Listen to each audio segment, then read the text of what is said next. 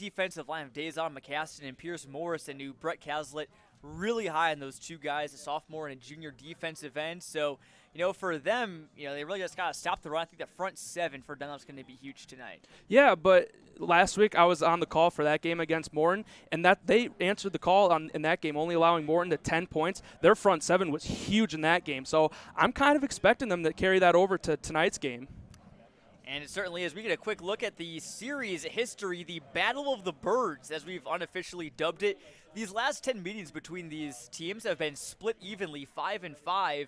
When Metamora has won, Owen, they've usually won in shootouts, a lot of offensive showcases and points there. When Dunlap usually wins, usually in a more low-scoring game. I think that could also happen tonight. Yeah, with the offense, kind of like the new style of football. Spread it out, get your playmakers in space, and let them go to work and show off their skills. Dunlap, they're just that gritty, tough-nosed kind of group that if you're going to beat us, you're going to have to beat us hard up front, but we're going to be more physical than you. It's going to be a great game here in Metamora tonight. Glad you guys are sticking with us here on CI Proud for the WMBD Game of the Week. We'll be right back here as Metamora will take the field, and we'll have kickoff finally shortly before 8 here on CIProud.com. Don't go anywhere, folks. Local 649 is looking for the next generation of apprentices. Between our commitment to safety and detail and state-of-the-art training facility, you will find more than just a career, but a family, creating legacies since 1896. It wasn't that long ago that I was ready to break, working a job that was making me miserable. Sure, I was getting my paycheck, but I was missing out on everything that mattered. I had to make a change, and that change was joining Sunflower Real Estate Group. Becoming a realtor didn't just give me the flexibility I needed. I'm no longer too tired to have fun at night, and I never miss my kids' games. Sunflower got my life back on track. Sunflower Real Estate Group, the brightest spot in real estate. Michael's Italian Feast, home of the best subs, pizza bread, grilled cheese, and Italian beef around. The best pile high subs and hot sandwiches in Central Illinois.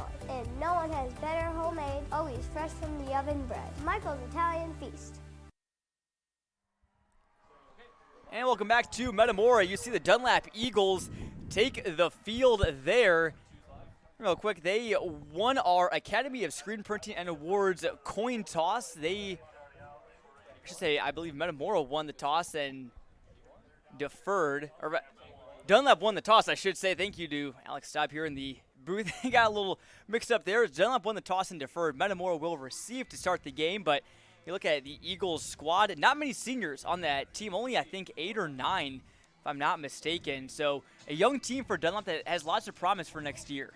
They sure do have a lot of promise, and these games, it's been a struggle for them past two coming in tonight, but this experience is going to really propel them to the next few years to come. So these are still huge for the inexperienced kids out there.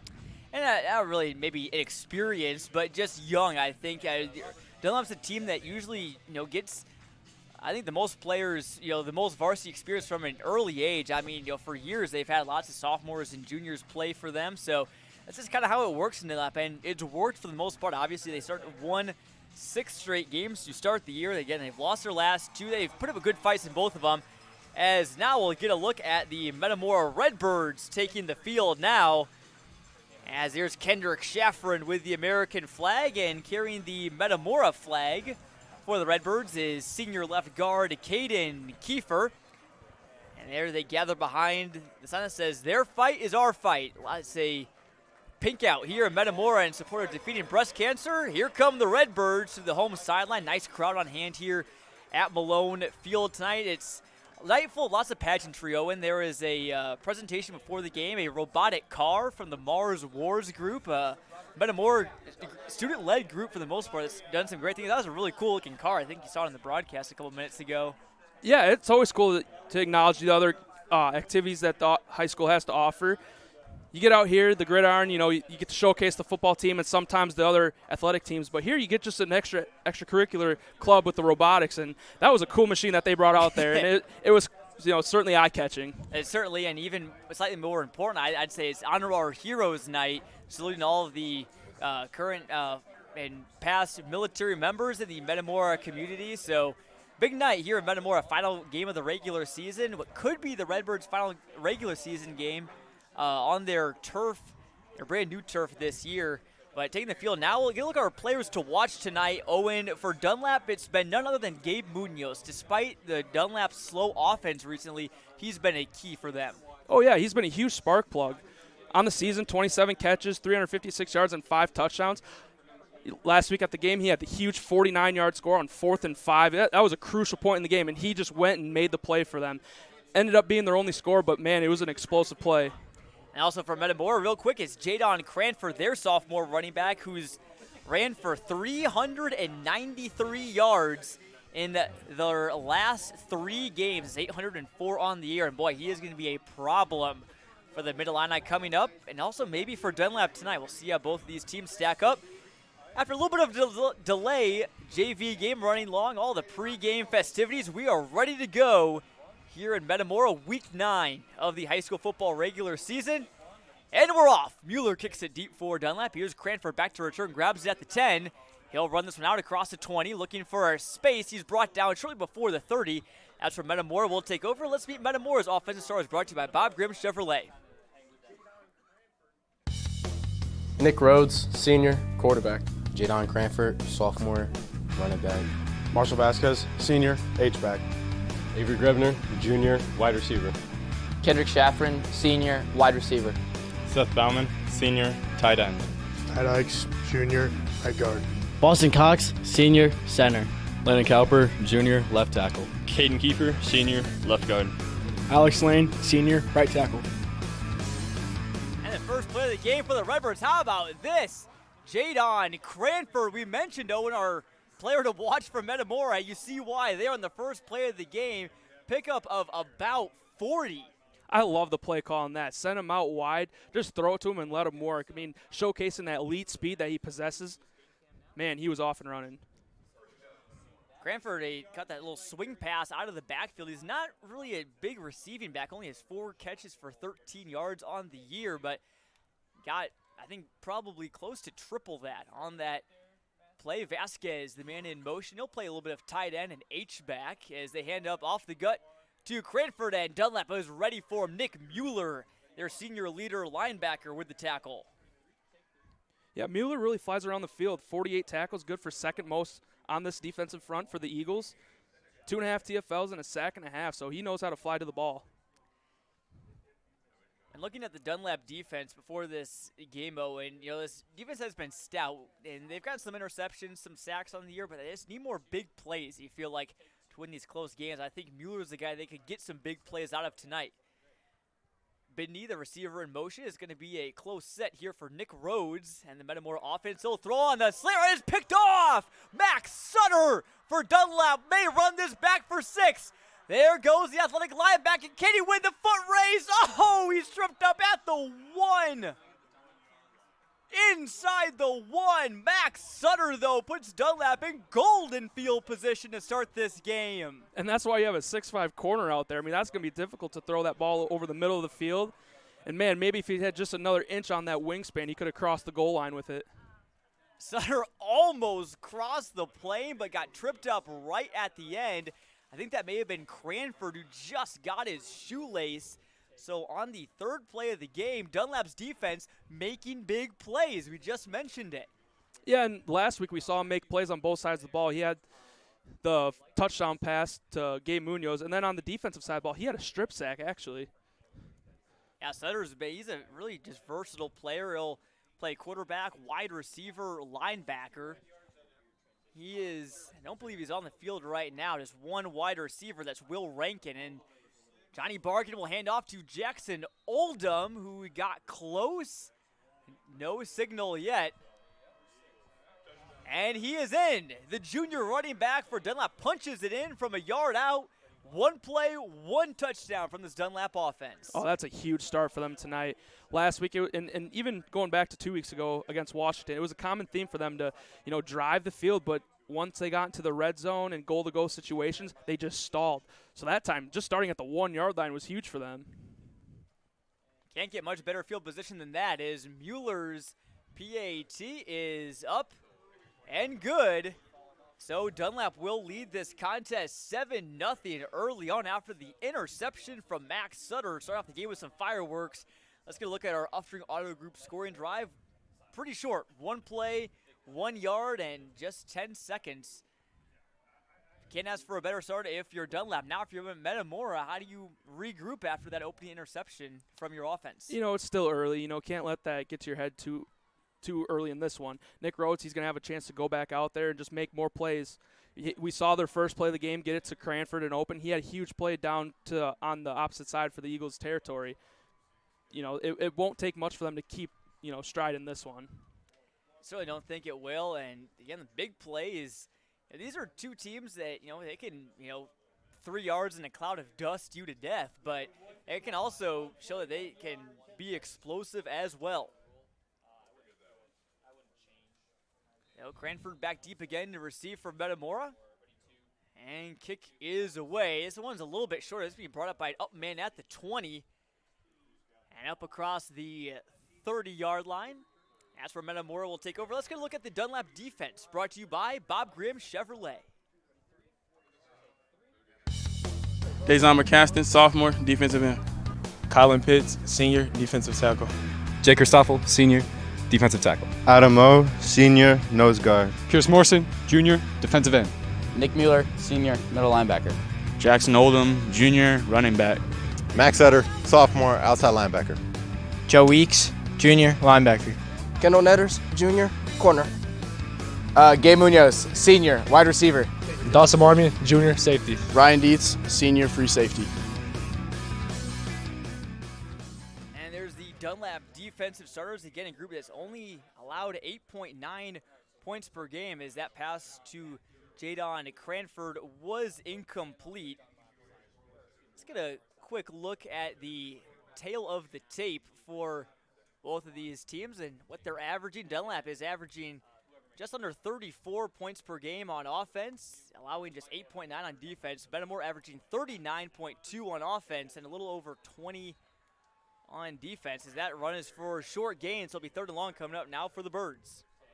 Yeah, before that play, the incomplete pass, that was a mirror image of the first play that they had of the game. It had potential just from the success they had on the first play, but Rhodes threw that just way out in front. That play, stuffed by that front 7 of Dunlap. That might be a common theme tonight. That one went backwards for 2, so I think maybe a passing down here for Rhodes and his group. Again, last week, Nick Rhodes went 6 for 6 for 107 yards and 2 touchdowns. And now here's Cranford. Don't need to pass when you have Cranford on the ground. He's got the first down and more. He crosses midfield before he's pushed out of bounds by Kendall Netters, but a pickup of close to 20. Yeah, I thought for sure they were going to go to the pass play right there. Maybe look for Scheffrin with a 6'5" target, but hey, when you have Cranford in that backfield, can't go wrong with giving him the ball. I'm glad you brought up Scheffrin, Owen. He's a player we haven't talked about yet, but at 6'5", he is much taller than his matchup at cornerback right now, which I believe is Netters at 5'7". He's got 8 inches. I'm really curious to see if at any point in this game they put the 6'5" on the 6'5" with Sutter and Scheffrin. I think that would be a terrific matchup. Maybe a matchup of 2 basketball players. Sutter, not only an upcoming young player for Dunlap football team, but also for their basketball team as well. Boy, he can dunk the ball, and he loves to do so. I saw him a couple of times last year, and he's impressive. 2nd and 11 now from the 48. Metamora trying to overcome that interception from Nick Rhodes. He's going to keep this one. He's looking, he breaks a tackle, and he's still going up across the 40. It'll be a first down. Metamora and more. Just barely steps out. Joe Weeks got him by the string of his shoes. Another good running play on the ground for Metamora. And that's what Rhodes brings to the table. He's a terrific quarterback, but when play breaks down, he can beat you with his legs, and that was just showcasing the ability and missing the tackles right there too. Rhodes so far this year, he's thrown for 840 yards, but came into this one rushing for 322 and 7 touchdowns. Now at the 32, 2 men in motion. It's to the 2 tight ends, Sam Beagle and Marshall Vasquez. Run off to the left, and no, they kept it, Rhodes, and I think he lost one. Mueller and Sutter in on the stop. They've been big. Yeah, I got you with the deception right there, but they're going to look to, keep working Rhodes if he can run all over the Eagles' front 7. Nick Mueller already with a couple tackles for the Dunlap defense. Get a great look there from our end zone camera, as also Max Sutter as well. We'll see him play some quarterback. What the Dunlap offense does is they usually have Bargan come in for a drive and play quarterback, then they have Sutter come in and play for a drive, then just kind of go back and forth. Bargan's played a little bit more lately, but we will see Max Sutter throw the ball and maybe throw the ball deep tonight. 2 wide receivers set for the Redbirds. Handoff now to Evan Kyle, and he is going to be bear wrapped at the 34. Another loss of 1.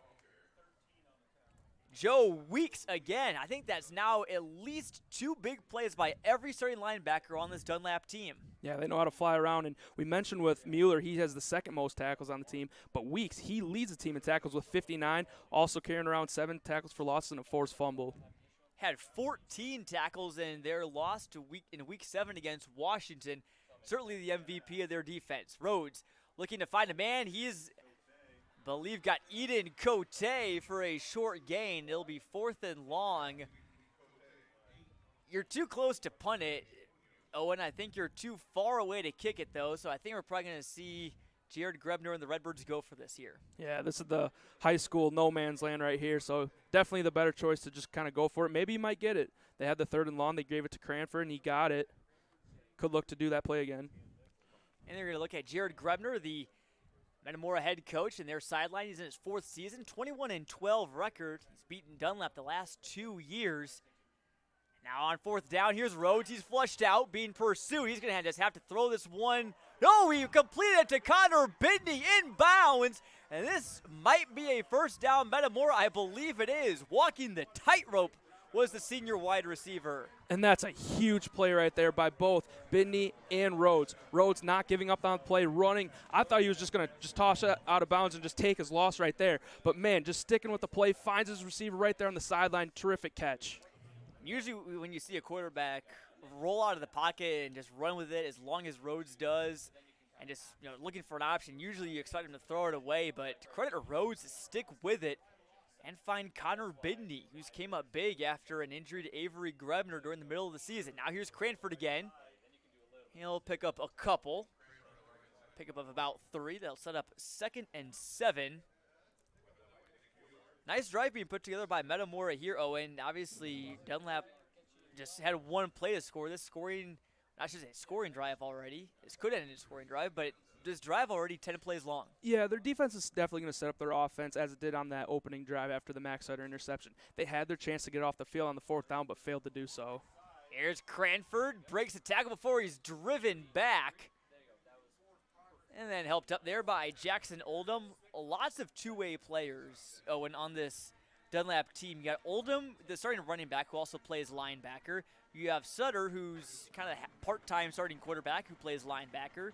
You have Dazon McCassin, who starts at tight end and defensive end. You got Jay Christoffel, a lineman on both sides. Pierce Morrison, Kendall Netters, Dawson Marmy, and Gabe Munoz, all 2-way starters. So these Dunlap Eagles team, they really got to be conditioned well. Yeah, and I think that's the beauty of high school sports. You get to see players showcase both sides of the ball rather than just sticking to one position.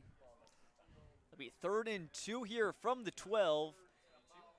Shaffron, the wide receiver at 6'5" at the top of your screen.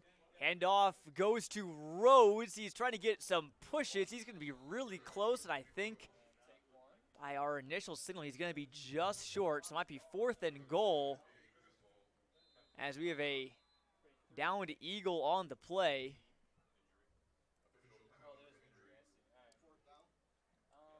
So it should set up a 4th and a goal. And so we talked about Jared Grebner on the sideline for Metamora. Let's get a look at Dunlap's head coach, Brett Caslett, who's in his 15th season of coaching. I got an 87-57 record. And get this, Owen, on honoring our Heroes Night. It's a great night to be Brett Caslett because, believe it or not, he's a former U.S. Marine. I actually did not know that until I read that earlier this week. So, want to thank him and everyone else who's either currently or in the past served in our armed forces. And Caslett has come out of the Marines doing a pretty good job football coaching as well. He's got the Eagles to 8 straight playoff berths. Yeah, and outside of that, too, you have a night like tonight honoring the military, and having your coach a former corporal in the Marines, I think that just adds extra I don't know what the word for is, but it's a really special feeling for him probably. It certainly is, and he's been around this Dunlap program for quite a while. As the man down for Dunlap was lineman Pierce Morrison. He's being helped off at the moment. So, again, that's a two-way starter for Dunlap, Owen. So, again, hope he's all right. Not sure if not going to speculate at all whether or not he'll be able to return or not. But in the meantime, they're going to have to find someone that will play on both sides of the line. And you got to be ready at that at all times. If you're a reserve duty kind of player on that sideline, always got to be ready for your name to be called and step up to the plate. It'll be 4th and short to reset things here for Metamora's offense. They've had 11 plays so far on this drive that started with 10 minutes and 37 seconds on the clock. And this is another chance for the Eagles defense to get off the field. They failed the last time on the 4th down, allowing the conversion. Can they get that critical stop right here? Both tight ends in motion. Rhodes from the shotgun will hand off to Kyle, and he is tripped up. He's going to be very close. And this one, maybe one where they have to bring out the chain gang. Dunlap's motioning like it's their ball. And I think our initial look from this angle, I think it was maybe just a hair short, and that looks to be the case. Yeah, it's always critical to see where that ball placement is with his hands. I think he had it, in tight when he got brought down very abruptly, so I don't believe that ball crossed the line to gain. But a huge 4th down stop for the Eagles defense, and that was a theme for them last week against Morton. They were able to bend but don't break defensive approach. It kept them in the game, and they had plenty of chances to, overcome the offensive struggles and win the game. But their defense was, throughout the night, their kind of spine to that football game. It certainly was. Again, can't overlook this Dunlap defense as they'll get going here. 1st and 10 from the 10-yard line as there's a timeout. This timeout brought to you by Fox Pub. While we have a timeout, let's meet the Dunlap offense. To get a chance to meet them the first time around, quick scoring drive. Let's meet the Eagles here. Max Utter, sophomore, quarterback. Johnny Bargan, sophomore, quarterback. Jackson Oldham, junior, running back. Colin Pitts, senior, H-back. Dawson Marmion, junior, wide receiver. Ryan Dietz, senior, wide receiver. Gabe Munoz, senior, wide receiver. Dejan McCaston, sophomore, tight end. Pierce Morrison, junior, tackle. Jay Christoffel, senior, offensive guard. Logan Barlow, senior, center. Wyatt Hoagland, junior, right guard. Colton Barlow, sophomore, tackle. And there are your Dunlap Eagles offensive starters. Again, you saw Bargan and Sutter introduce themselves as starters. You can't really say one of them is a starter over the other. They both start. They're also both the backup. It just kind of just 2 QB1s that they have, and it will be Bargan starting this drive at quarterback with Kendall Netters in the backfield. Owen, one of, I think we're going to see many offensive sets for Dunlap tonight. Yeah, they can just hit you in many different formations, and whatever is going to roll for them, they're going to keep on going with that. 1st and 10. Here's Bargan from the shotgun, looking to pass immediately. He's going to unload a deep ball. He's looking for Munoz, and it's just out of his reach. As your big play guy and who you want to go to there. There's a flag down close to the line of scrimmage around the 16. We will await the call. This one may be on. This is going to be an ineligible. Boy, oh boy. They're ineligible man downfield for Dunlap, so that'll be a 5-yard penalty. It'll make it 1st and 15 now for the Eagles. Again, Owen, you can't go, I believe, more than 1 or 2 yards down the line of scrimmage if you're passing the ball, if you're a lineman. No, definitely not. They'll flag you every time for that. But that last play, I really love the aggressiveness out of the offense from Bargan to look for his top playmaker on the outside and just about gave him a chance to really make a house call in that one. And if you're just tuning in, Dunlap already with a big play offensively. You could say defensively as well. Max Sutter intercepted Nick Rhodes on Redbird's first drive of the game, returned it to the 1. Then Jackson Oldham, their junior running back, punched it in for 6 on the next play. It's going to be 2nd and 10, so the penalty was either declined or picked up. I believe it was declined. And we have another pre-snap flag. We'll see who this is on. Referees don't appear to be talking. There may be just some confusion overall.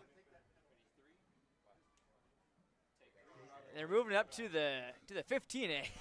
Must be something going on the field again. Not quite sure again with our headsets on being up here. Not sure. Probably missed something, but regardless, it is 2nd and 5 now from the 15. Bargan dropping back. He is being pressured. He's looking around. He'll pick up 1 or 2. Bargan's not much of a runner, Owen, but nice job for just picking up at least 1 or 2 there. And that's a great thing to see out of your quarterback early. Don't force the ball into passing lanes you don't want that ball going into. To show the maturity that he can just tuck it and run, live to see another down, that's huge. Now it's a 3rd and manageable play, so it was a great play by Bargan. Playbook wide open here on 3rd and 3, and you mentioned it, Bargan. He's made some good decisions this year. Only 2 interceptions, along with 8 touchdowns. So they have Netters in the backfield and at wide out. They got Sutter and Munoz at the bottom of your screen. Again, Sutter at 6'5". They'll hand it off to Netters up the middle, and the Metamora defense was right there ready for him. He maybe got back to the line of scrimmage at best. That front 7 just hit a wall right there. Great stop right there. And, your offense went down, stalled on 4th down, but your defense came out there and it bailed you out. So now you're looking at pretty good field position depending on this punt. It will be a important punt, but again, things looking good for Metamora. Credit their defensive line of Sam Beagle, Adam Sloan, and Ty Dykes. Really good group. It racked up a lot of tackles as a defensive line unit. As Munoz, the multi-talented player, is out to punt, and it's like John tried to fake that, but there's a fumble on the play. I don't think Dunlap knew what hit them. I don't know if we know what hit him either, but that was not what the Eagles had in mind. Referees are conferring, so we will wait to see what's going on, but what an odd play. Yeah, I wonder if there was a deflection on the snap. I mean, you look at the field, and there's some players moving to the ball, some just staying still. I didn't know if maybe it was just a pre-snap penalty. Some guys false start, but yeah, that play was very odd. I'll have to go back and watch that one on replay later this week and see what exactly happened there. My eyes were on Munoz, the punter, and it looks like this is going to be Metamora ball at the 16 or 17-yard line. How about that? So a costly error there for Dunlap. And now Metamora gets the ball in the red zone. Rhodes looking, and he's got Kyle with the over-the-shoulder grab. Flag down at the 5. All sorts of things going on here. Looks like this one's coming back. That they said he stepped out of bounds at the 10. Watching the referee on the near side, and this is going to be an illegal man downfield call against Metamora. So second time we would have seen that tonight if that call stands. It's funny, John. I was kind of looking at the play. I was like, okay, maybe he stepped out of bounds before he caught the ball, making him ineligible to catch the ball. I thought maybe there was a pass interference because that's just the hand motion of the referee was giving.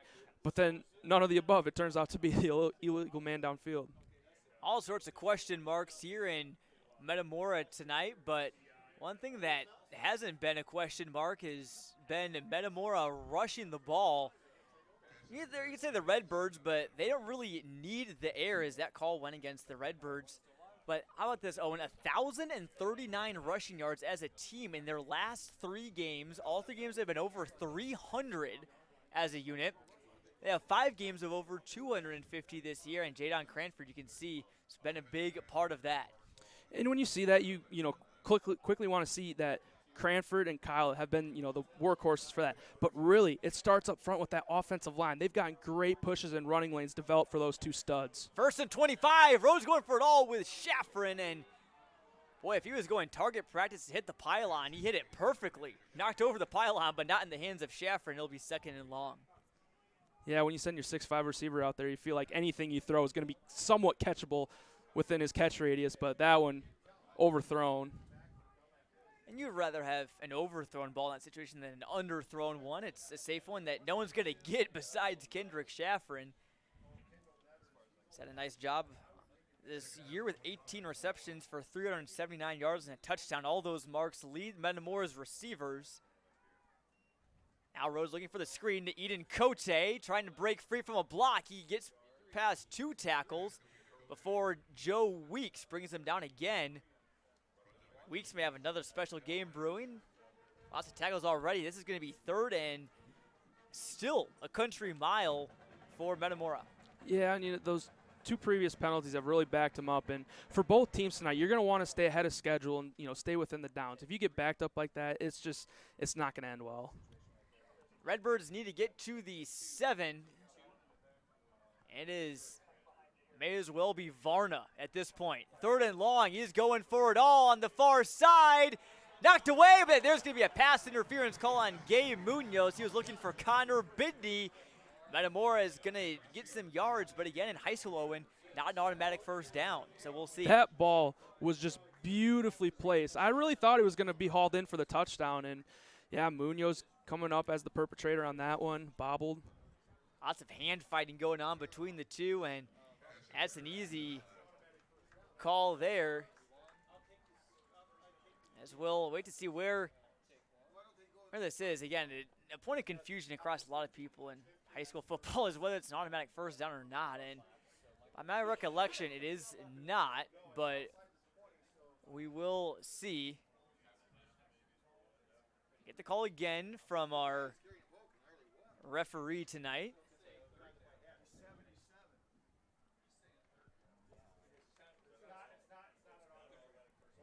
So it's not going to be an automatic first down for Metamora, but again, you're still in go for it territory. It's a 15-yard penalty, so they'll make it now 3rd and 8. So much more manageable now for the Red Bulls. Oh, definitely. I mean, you were looking at 3rd and a country mile. Don't have many plays in your playbook that can, get you that first down, but 3rd and 8, definitely more possible.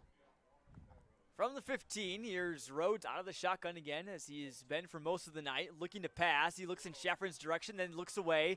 He's flushed out. He's going to run this one across the 10, across the 5. Nick Rhodes dives in for 6. Metamora on the board. Come into your living room, Nick Rhodes.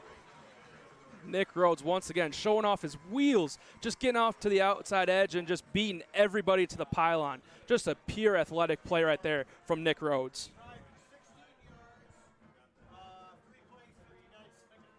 That was a great drive there for the Redbirds to tie this game up.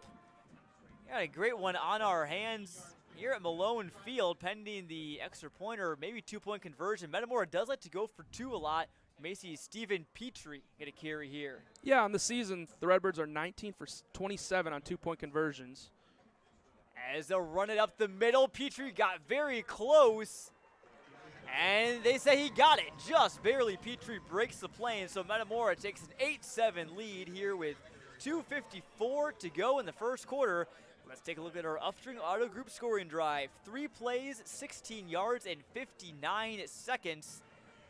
So lots of confusion on that whole drive. First starting with how they got the ball in the first place. And obviously with that pass interference call, and capped off, Nick Rhodes has really looked good after that opening interception. Yeah, and, you asked me, how does Rhodes respond to that opening interception? I said, it's just one play in the first quarter. You're going to get over it. And they worked the field, got down into the red zone after that, botched punt, whatever you want to fumble, got over the being backed up, got the pass interference, and that was a huge drive for them to answer back and take the 1-point lead in this one. Got a feeling this is going to be a really close game all night long. I think there's going to be lots of really close games across the entire area here tonight. Many, many good games around the entire state. We'll talk more about those around halftime in the second half, but there's going to be some scoreboard watching going on tonight. This is a battle for seeding. The winner of this game will probably host in the playoffs. As pauses before he runs up, now sends it away. Dunlap takes it in at the 20-yard line. This is Dawson Marmy out across the 35 to 40. Marmy's got a man or two to beat. He puts it past the 40. How about Dawson Marmion just almost is pushed down and say, get behind me, Tommy Sopko. I'm going to take this into Redbird territory. Great starting field position again for Dunlap. Let's take a look at Metamora's defense. Brought to you by Bob Grimm Chevrolet. Ty Dykes, junior, defensive end. Adam Sloan, senior, nose guard. Sam Bagol, senior, defensive end. Gavin O'Loughlin, senior, linebacker. Marshall Vasquez, senior, linebacker. Cam Nickel, junior, linebacker. Avery Grebner, junior, corner. Mark Frederick, junior, corner. Brad Schock, junior, strong safety. Shea Seals, junior, safety. Stephen Petrie, sophomore, safety. Here's your Redbird defense. Couple small changes in that group, as there's going to be a offsides penalty against Metamora. Max Sutter, who's now at quarterback, got him with the hard count, but Avery Grebner is back in the starting lineup for Metamora on defense now at cornerback after missing 5 games with a broken hand. He's been big on defense in the secondary for Metamora this year. I'm sure they're welcoming him back this year. And that's a huge addition right before the playoffs. You want all your playmakers on the field healthy, so having him back is going to be a huge upgrade for the Redbirds. Here's Sutter, got lit up right after he threw. He got it out to his man. Munoz, who shakes the tackle inside the 20 now. How about the elusiveness from these Eagles? The Redbirds have been struggling to catch up with them all night long. John, there are some just terrific athletes being showcased tonight. Don't go anywhere. If you want to see like just the best athletes in the Central Illinois area, right here on the field. There's lots of good athletes on both teams, and some good ones down. Morton, Washington down the road as well. Got to give credit to both of those teams, but in terms of game-changing talent and speed, I think both these teams are right up there, if not at the top of this conference. Wide receiver set here for Bargain. This one's tipped at the line, and it'll hit the turf. Just out of reach, Stephen Petrie. If he was maybe like a member of the Incredibles and had the super stretchy arms, he could reach out and grab that one, but yeah, Elastigirl. And it was interesting to see Bargain take the snap at quarterback for that one. Not sure if Sutter got knocked up from that hit, but he looks like he's back out there. Yeah, it looks like he is back out there again. He got hit hard after that last completion to Munoz. Was our player to watch coming into this one. Sutter hands off to Jackson Oldham and fights forward. Nice job staying low, and he was kind of almost army crawling for an extra couple yards. That'll make it 3rd and short for Dunlap. And Oldham's just a bulldog at running back, just not willing to go down. He'll go for that extra yard. Last week had, it was a quietly productive game, running for 118 yards. On the season, he has 595 with 8 touchdown runs. Make that 9 after his one earlier tonight from 1 yard out. The transfer from Father Lopez High School in Daytona Beach, Florida. Got to figure that these games he's played in the last couple weeks have been the coldest of his career, but he's thrived. Part of a 3-headed monster in the Dunlap backfield. Here's 3rd and 7 now. Sutter from the gun. He's looking. He's going on the sideline for his man. Incomplete. No flags down. Nice coverage there from Jadon Cranford. And there is a flag down, so we'll see if this is PI or something else. So far tonight, we're seeing some just really great one-on-one throws out wide. See who can make the play. And quite literally a one-on-one throw. That was number 1, Jadon Cranford, going up against number 1, Dawson Marmion from Dunlap. And penalty was on Dunlap, and believe it was declined. So it's now 4th down and 7 from the 14. This is where Dunlap needs to convert. They did it on multiple occasions last week, and it hurt them. Almost an offsides there from the Metamora D-line. Now Sutter, he's looking, trying to find a man in the end zone. Is picked off. Metamora is going to take it back. Eden Cote across the 20, out to the 27. Big play for the Metamora defense. And there's a penalty flag down though at the 20. So seen lots of laundry. Last 2 minutes or so, we'll await the call. And so far in the first quarter, we've seen both quarterbacks just trade interceptions. The first one, Dunlap picking off Rhodes, set up a 1-yard touchdown run for Oldham. And now maybe Redbirds can do the same and set up a touchdown drive after their interception. It's like Gabe Munoz for Dunlap is talking with the referees, trying to maybe get an explanation. It's probably a sign that this is maybe against Dunlap, and Over, this is going against Metamora. So this drive should still be alive for the Eagles. Yeah, that penalty occurred it was after the play, so man, lots of odd plays that have left us confused up here in the booth tonight. I think it was a helmet to helmet. Helmet to helmet, that's what you saw on it? I believe that's what it was. So now Metamora ball here with just over a minute left in the first quarter. Still 8:30 p.m. This is probably be one of the later games to finish across the entire state tonight. Here's Rhodes looking at 1st and 13. He's got some pressure, and Max Sutter wraps him up in the backfield. And then coming in for some help was Munoz. Big TFL for Dunlap. That'll push Metamora back a couple. Yeah, those two. I mean, they're great teammates on the offensive side of the ball, quarterback-receiver duo, and then you'll see them do it on the defensive side as well on that play, getting the tackle for loss. Probably time for one more play here in the first quarter. 25 seconds left on the play clock, but this Dunlap defense, Owen, had lots of big plays for negative yards. Now 2nd and 15 from the 7. Dunlap will crowd the box, just one wide receiver, Shaffrin. And Jadon Cranford in the backfield as there's going to be a timeout called by the Dunlap Eagles. Probably not a time you want to take a timeout. Owen, with just 20 seconds left to go. I mean, maybe as we look at that Fox Pub timeout, I want to thank them for their support of tonight's broadcast. But, obviously right before the end of the quarter, you don't want to take it, but maybe you just want to make sure that you get him behind the sticks and maybe get good field position if you get a stop. Yeah, the timing of the timeout was kind of odd, and maybe Coach Cazalet saw something that he just didn't like, a mismatch out wide that could have set up a huge play right before the quarter. You definitely don't want that right now. As you mentioned, that they're backed up 2nd and 15. You don't want to have an easy way out of it. And again, Shaffrin was the lone wide receiver. Maybe just didn't like that matchup there again. Him and Sutter at both 6'5". Sutter's more of a linebacker, so I don't know if we'll see him cover Shaffrin too much, but that's the matchup of two very tall football players. Some of the tallest in the area on the field here tonight. 2nd and 15 now from the 7. And Dunlap jumped off sides. Owen, we talked about Dunlap in our keys to the game. This will be a offsides. Let's actually bring up our keys to the game here a little bit late, but still very important. For Dunlap, it was getting room to operate. You just got to play football. Just don't get in your head too much and no silly penalties. Yeah, it's the same game that most of these guys have played for 10 plus years now, and so you just want to get it down to the bare basics for them. And Cranford on the carry for Metamora. It should be the last play of the first quarter. One of Metamora's keys was play the full 48.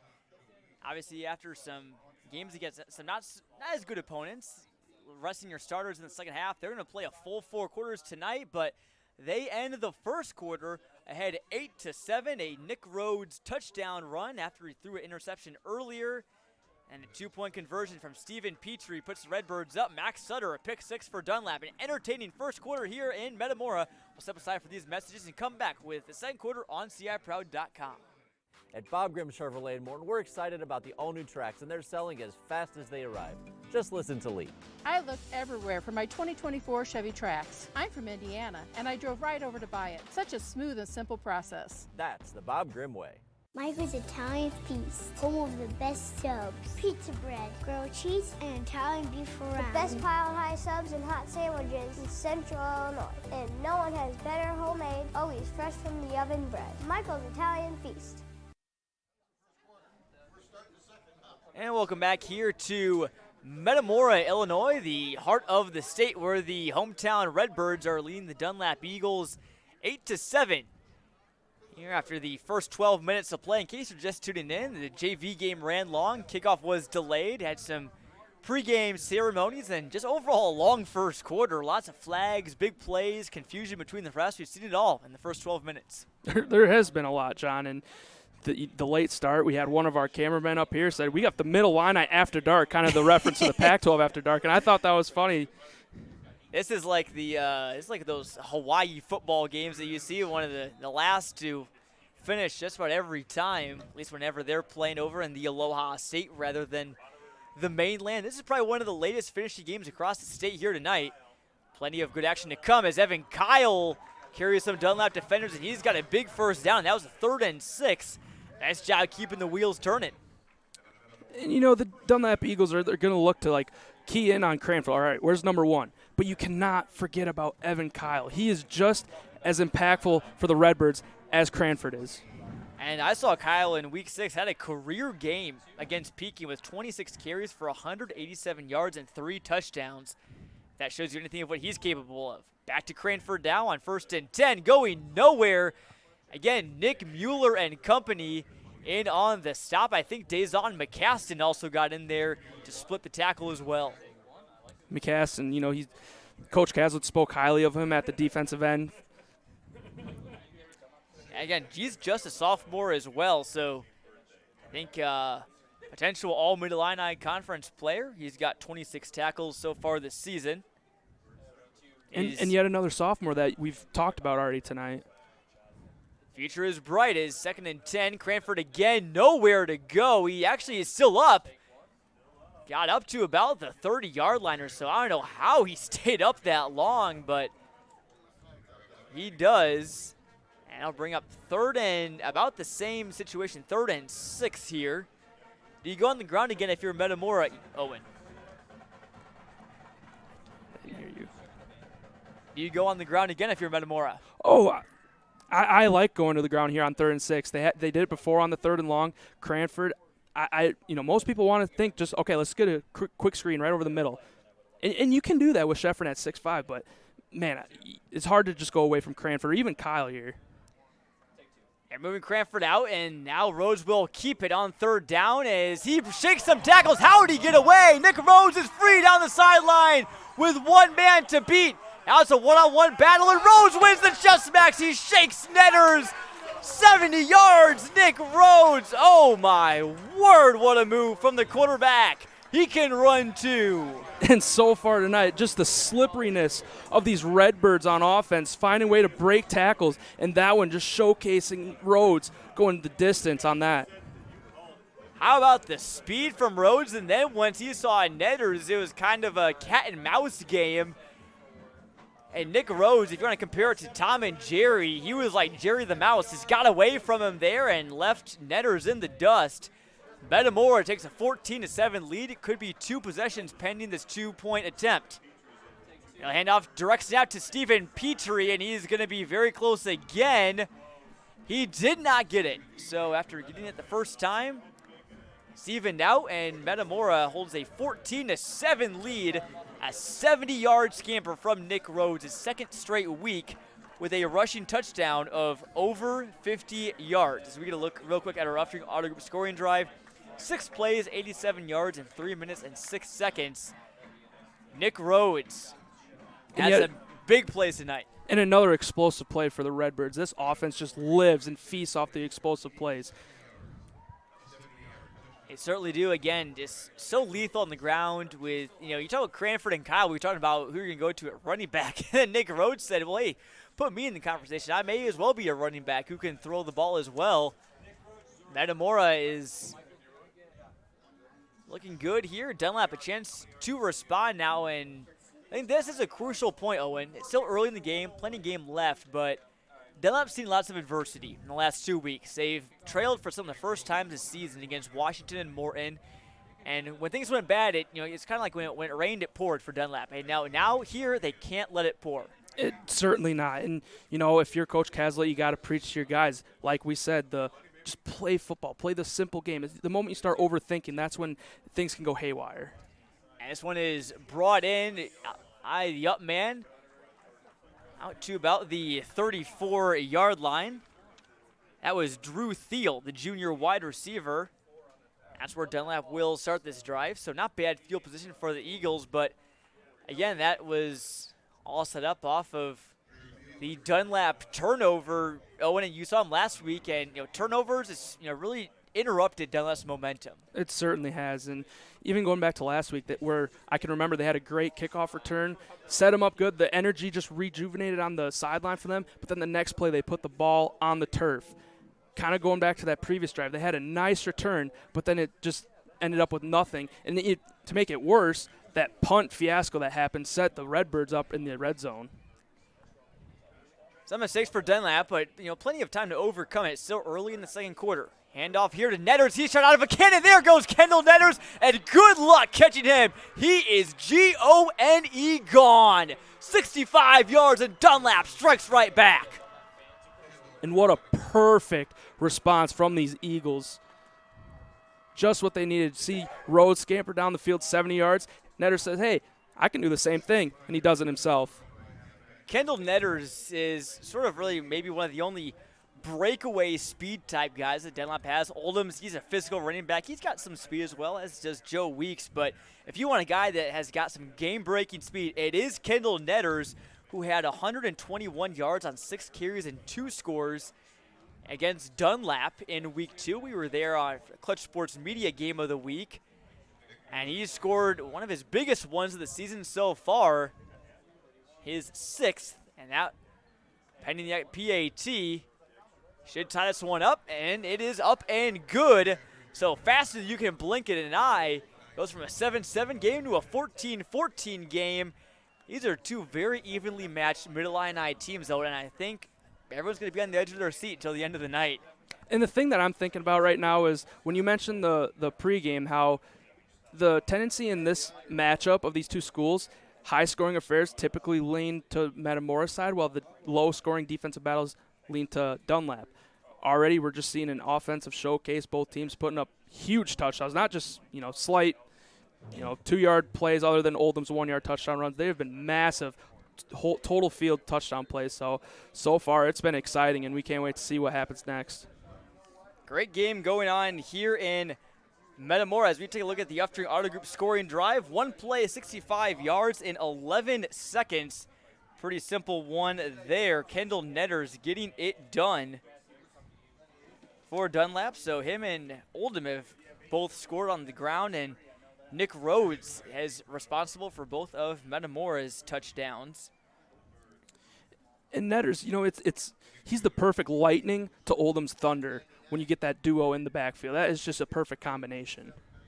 Quick score update from the Mid-Illini, or I should say de facto Mid-Illini Conference title game. Washington leads Morton 28-7 at the half. Now a short kick is fielded by Petrie, who's brought down at the 46. There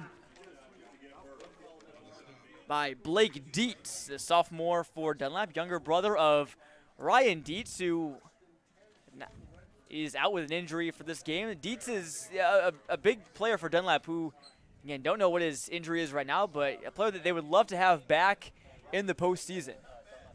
Yeah, missing tonight, but on the season he's recorded 36 tackles, 3 for loss, and a forced fumble. Definitely a presence that they want to get back sooner rather than later. Two-way player, also a starting wide receiver, as here's the first play, and Rhodes spins around. Maybe picked up one there. Again, Weeks in the area for Dunlap, and I think aside from that short field, that weird punt, and also that interception from Sutter, I think this Dunlap defense is on a normal drive, which I haven't seen much of tonight, has played really well. They have. The one thing that I'd like to see them correct, though, is just the wrap-up tackling. They have let just runners, both Rhodes, Crandon, just run freely and run through tackles. They cannot let that happen to continue in this game. That's a great point. They've certainly missed a couple, especially on those big plays. Here's Cranford again. He is gone. Jadon Cranford is going to find the end zone again. Metamora with another long strike on the ground, and these teams are going at it in a shootout, and the ball is hardly leaving the ground. I mean, just another touchdown. I mean, we need to get Oprah Winfrey in here. You get a touchdown. You get a touchdown. You get a touchdown. Oh, my word. 2 touchdowns in the span of 1 minute and 2 seconds. And Jadon Cranford joins the party. Boy, Owen, last week we were at Normal West in Peoria High as Metamora's going to go for the 2-point conversion here again. Direct snap to Petrie. Right off tackle, and it's diagnosed great by Dazon McCaston, I believe it was, or may have been also Nick Mueller as well. Either way, a big stop for Dunlap on the 2-point conversion. But, you're just seeing shootouts in the Big 12. A lot of throwing the ball, lots of offense, and it's kind of like the Big 12 in college football. Here in the Mid-Illini, it's a little bit more of, low scoring, maybe kind of more like Big 10 football a little bit. Not the case here tonight. And it's like offensive coordinator. It's an offensive coordinators galore right here. But you look at the defensive coordinators, they're just pulling their hair out of their head. It's just, how can you just let that happen? Watching that play, that just the wide open middle of the field. And credit to the Redbirds offensive line for creating that. I mean, as soon as he crossed the line of scrimmage, he was gone, untouched. And let's get a quick look at our Uftring Auto Group scoring drive. Another quick one. 2 plays, 54 yards in 51 seconds. And all of our scoring drives are brought to you by Uftring. I want to thank them for their support all season long of the WMBD Game of the Week on CIProud.com. Glad you're with us in this entertaining Mid-Illini game to close out the regular season. I'm Jonathan Michael alongside Owen Dimful. And Dunlap will get a chance to respond. Again, 3rd place in the Mid-Illini on the line. Neither of these teams can win the conference or get in second for that matter, because Washington, who has 1 loss on the year, has beaten both of these teams. And both these teams have 2 conference losses. As Sapko is ready to kick it away. It's right at the 24 by Thiel again. Gets past the first man, but not the second. Great tackle by Metamora special teams. Looked like the first player there for Metamora was Will Mischler, the junior linebacker. And before on the other kickoffs, something I noticed that they weren't really far kickoffs, so it allowed both offenses to start kind of, midfield or better. And that time, now you're pushing them back into the 30. They're going to have to work the entire field, and that's something Dunlap has struggled to do these past few weeks. It's certainly an offense that has been good for, about maybe 50, 60 yards. Then they get close to the end zone is kind of when they stall out, but they've already scored twice tonight. Nice pass from Bargan. He's found his other quarterback and wide receiver. You name it, Max Sutter does it. He's got a catch of about 9 or 10. It will be 10. That's enough to move the chains.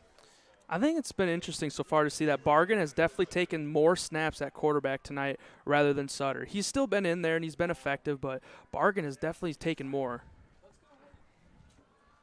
And in the last couple of games, again, Bargan's been getting a couple more. He's had at least a lot more attempts. He's got 34 pass attempts the last 2 games compared to Sutter's 11. That was coming into this game. 1st and 10 now from the 38. Man in motion is the H-back, Kylon Pitts, the senior. Handoff goes to Jackson Oldham, and he just barely got back to the line of scrimmage before he was brought down by Brad Schalk. Yeah, Schalk was all over that one, diagnosing that play right at the snap. Great pursuit right there by the linebacker. Schalk, the leading tackler on this Metamora defense with 50, had 5 of them last week. Him and Cam Nickel have been just all over the place for Metamora on defense. Again, they have a 3-4 front, so their linebackers play a big role. We talked about Marshall Vasquez before the game. Really liked what he brought to the table. Wes McNeil, part of that unit as well. Schalk will now back up into coverage. Bargan looking for his man Marmion on the near side, and just out of reach for him. Nice little out route there from Marmion, just too far out of reach for the junior wideout. Yeah, I love the concept on that play. You just got to really, from the quarterback, you got to make that throw. It's right there. It puts you in a more 3rd and manageable. Now you're backed up 3rd and 9. That's a play I think you got to have. I think, obviously Bark and Sutter, great quarterbacks. I think the only thing that they're still trying to kind of maybe work on and get down is they both have cannons for arms. It's just, can they be accurate, put the ball on the right spot? Can the receivers get there? Now 3rd and 9. Bargan looking. They go past the 6, and he's got a completion. This time he's got Marmion down to the Metamora 41. A pickup of 20 on 3rd down for the Eagles. Great play right there. You didn't connect with him on the previous one, but that one dropped in a beautiful pass, and he led his receiver right to the ball, so you can't ask for much more from your high school quarterback. Bargan's looking good so far today, as has Nick Rhodes, who's thrown some nice passes and had 2 rushing touchdowns. Both Bargan and Rhodes do have interceptions, but have bounced back nicely from them. I think these teams know what it's like to bounce back from adversity this year, especially Metamora. 4 wins in a row. Now from the 42, And the shotgun Bargain again, looking on the far sideline. He's got Marmion, and it's out of his hands. He had it in and just bounced right off. Yeah, that one, Marmion, he's going to look back on the tapes and wish he could do that one again. That was another great ball by Bargain, but that one just couldn't corral it. And, yeah, that's just a tough play right there. And, you know, the weather is not as big of a factor this week as it was last week when it was raining sideways for the most part and lots of wind as well. But, you know, the thing about playing football in October and November is it gets colder, it gets a little bit harder to catch the football now, and maybe that was the case there. Yeah, and, you know, I saw it last week. They tried to run a lot of screen plays, but just right off the fingertips, and a couple times it led to interceptions. So now 2nd and 10. They'll try and pick up a chunk here with Oldham, who's carrying his defender up to the 35. Nice job by Oldham as Stephen Petrie was the one to finally bring him down. Oldham really showing that state champion powerlifting ability.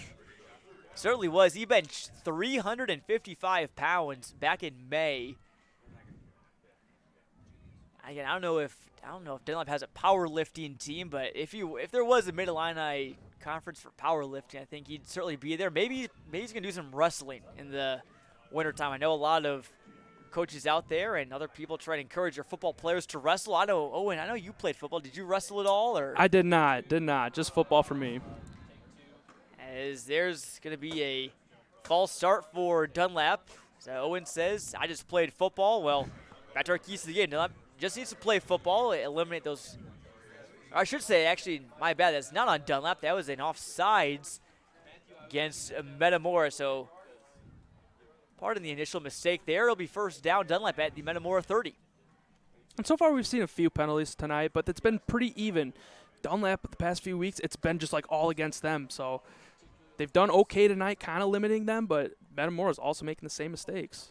They'll run on first down for one of the first times tonight, and Oldham's going nowhere. Right away on the stop was Ty Dykes, who normally wears number 52, was wearing number 78 tonight in their black uniforms.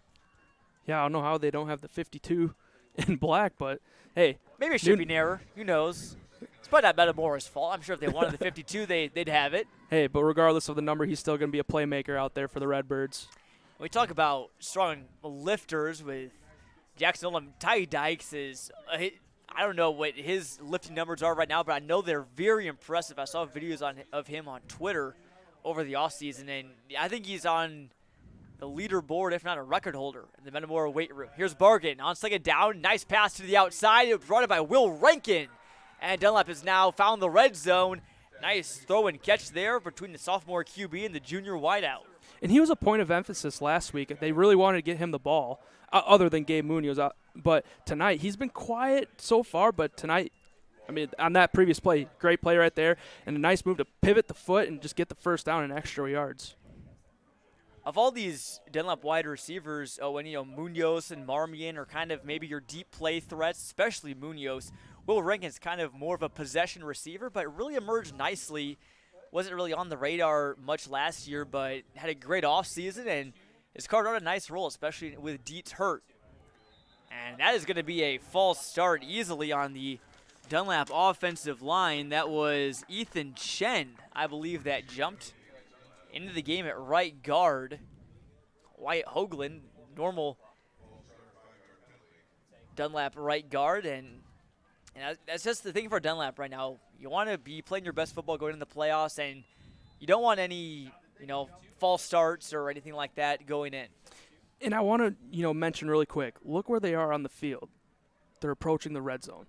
What did we say before this drive? They always just find a way to stall in the red zone. It's crunch time for Dunlap. They need an answer before the half. Bargain rolls out, and he's got a nice pitch and catch there to Kylon Pitts, who's down near the 10. We have a nice little play call there. I wouldn't say trickery, but fooled the Metamora defense at first, and Pitts just leaked out, was wide open. Definitely something you don't see often, but great play. Pitts coming in there, just one catch, but it was a 28-yard touchdown catch. He wasn't far away from getting in there. That'll make it second and a lot less. 2nd and 2 now from the 11, so 13 yards. Bargain to Pitts. Bargain had just 49 yards passing last week. I think he's probably eclipsed that mark already. Nearing 3 minutes to go here in the second quarter. Scoring has slowed down a bit, but Dunlap putting together a nice drive. This is their 10th play of it. They'll move Netters over to Bargan's right, and he'll hand off to the speedy back. He didn't get much. Netters is not really between the tackles guy as much as he is outside the tackles, but Dunlap will get another shot on third. Yeah, on third down, critical play coming up here. Let's see what Coach Caslett wants to send to his Eagle offense. Again, I think it, depending on how confident Dunlap is in their kicker, Nick Mueller, to kick a field goal, it may be 4-down territory. That play went for a loss of 1, so officially now 3rd and 3. From the 12, 2 wide receivers for the Eagles. It's Marmion at the bottom of your screen and Gabe Munoz in the slot. Got 2 extra blockers at tight end to help out, one of them being Dazon McCaston. Bargan will look to find Dawson Marmion, try to get him onto the short little slant route. But nice pass defense. Ball came in a little bit too hot. It'll be 4th down. Yeah, those corners did a great job playing in right there, not allowing that completion. You know, it's a really easy to kind of go to that play, that quick slant, but now when defenders easily see that one. And Marmion sort of kind of stopped on his route. I wonder if he, again, maybe if he would have kept going, maybe would have been able to beat his man. I believe that was Cranford in coverage.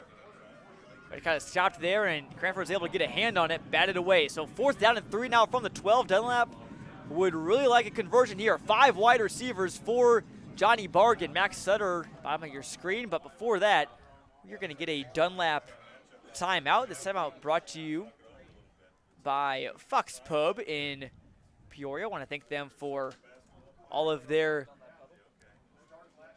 support of high school athletics all season long. But 4th and 3 here. Owen, big play for Dunlap. They will, if I'm not mistaken, it will kick. Or no, Dunlap will receive, I believe, to start the second half. So it could be big because if you can get a score here and stop Metamora, get a score at the start of the third, it really swings the momentum in your favor. It does. It almost feels like you're just double dipping for points. And this play is just going to be crucial because, as we said, the red zone can be difficult at times for these Eagles lately. Can they find a play right here to keep the drive alive?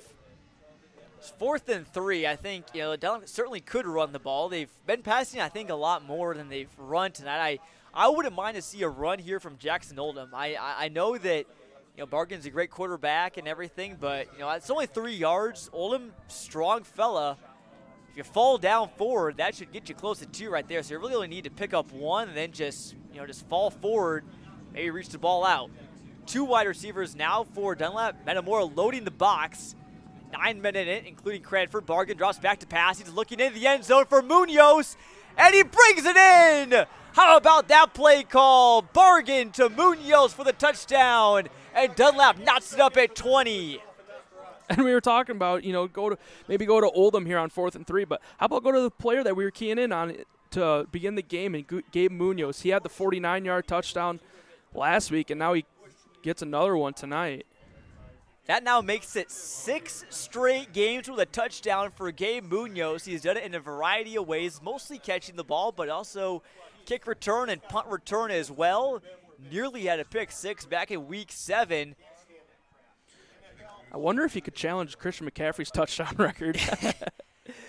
Boy, yeah, Munoz, if you have on your fantasy team, as Mueller's PAT is up and good. Dunlap takes a 1-point lead with 2:01 to go, but Munoz is a player who just has a very high floor. He doesn't really just have a bad game because he's about every week he's finding ways to make plays. He's consistent. I think that's the biggest thing you can say about Munoz. You can rely on him. Just like that, 4th and 3. That's a huge play. They called timeout. They wanted to get it right. And who do they draw up? Munoz in the corner of the end zone. You just can't really, go away from that. Just shows you what I know. I called for the run, and what do you know? They throw it, and it gets a touchdown. Don't listen to me.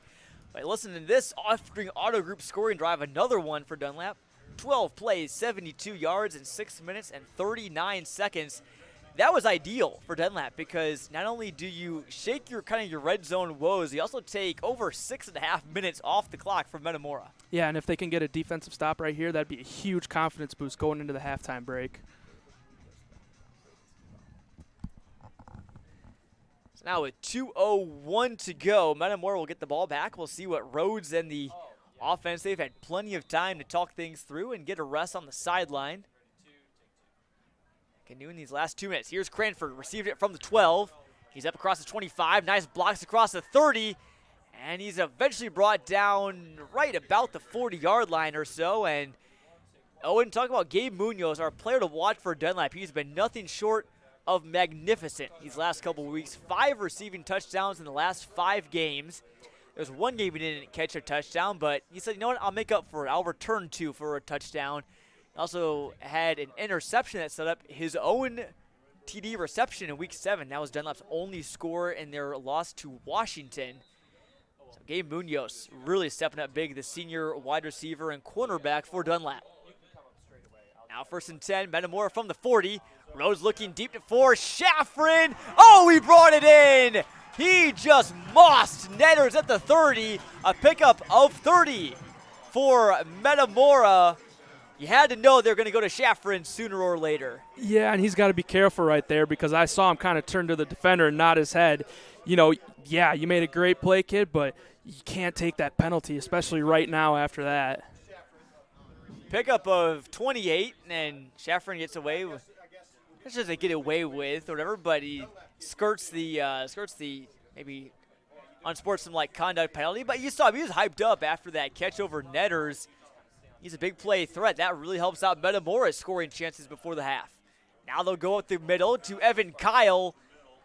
And right there on the Dunlap defense, that was Jackson Oldham in on the tackle, short gain. I just saw Ty Dykes make just a great pancake block right there, kind of set up just the minimal yard gain, but always got to give love to the offensive line. You certainly do. Dykes has been one of the best ones for Metamora, returning starter. And we're going to get a false start for Metamora. That'll move them back 5. So now after the big play, a relatively short gain on 1st down, and then a penalty moves you back. It'll be 2nd and 10. Still lots of time left and a couple timeouts still for Metamora.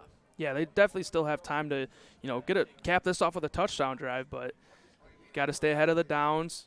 Can't do anything silly right here.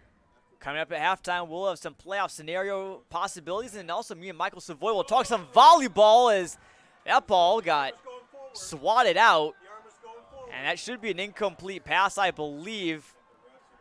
We'll see. I don't know. This could go either way. I'm not sure if this ball was going forward. It was not. It'll be Dunlap football. The defensive line creates pressure, and now the Eagles get a huge swing of momentum before the intermission. And what a play by the Eagles defense. Another turnover created. And as we said, they had the touchdown last time. Minute 05. You still have some time, but with no timeouts, it's definitely going to be a lot harder. You're going to have to work the sidelines. You'll have to replay to see who got in there and swatted Rhodes' arm. Couldn't quite see from my angle, but it was one of the members of their D-line, I believe, either Dazon McCassin, Jay Christoffel, Adam Moe.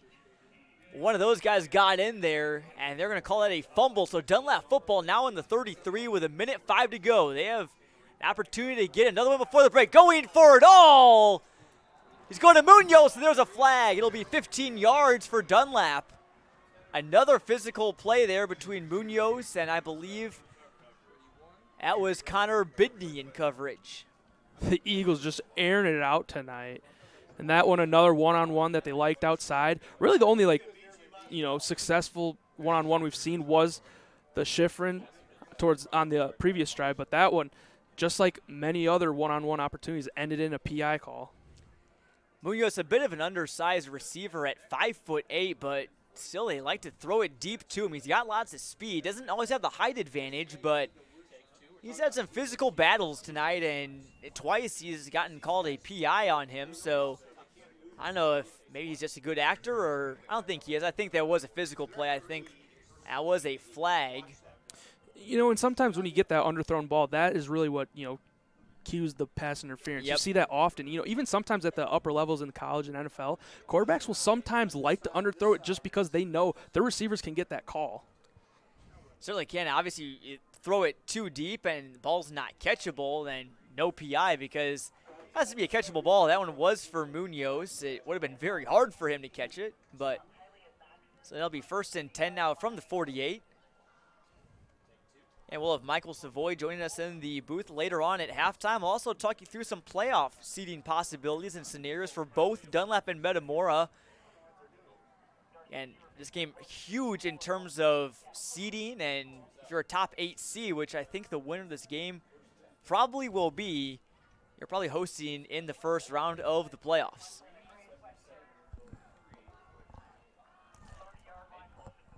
And that's a big spot to be, too, if you can, steal a home playoff game and steal a playoff win.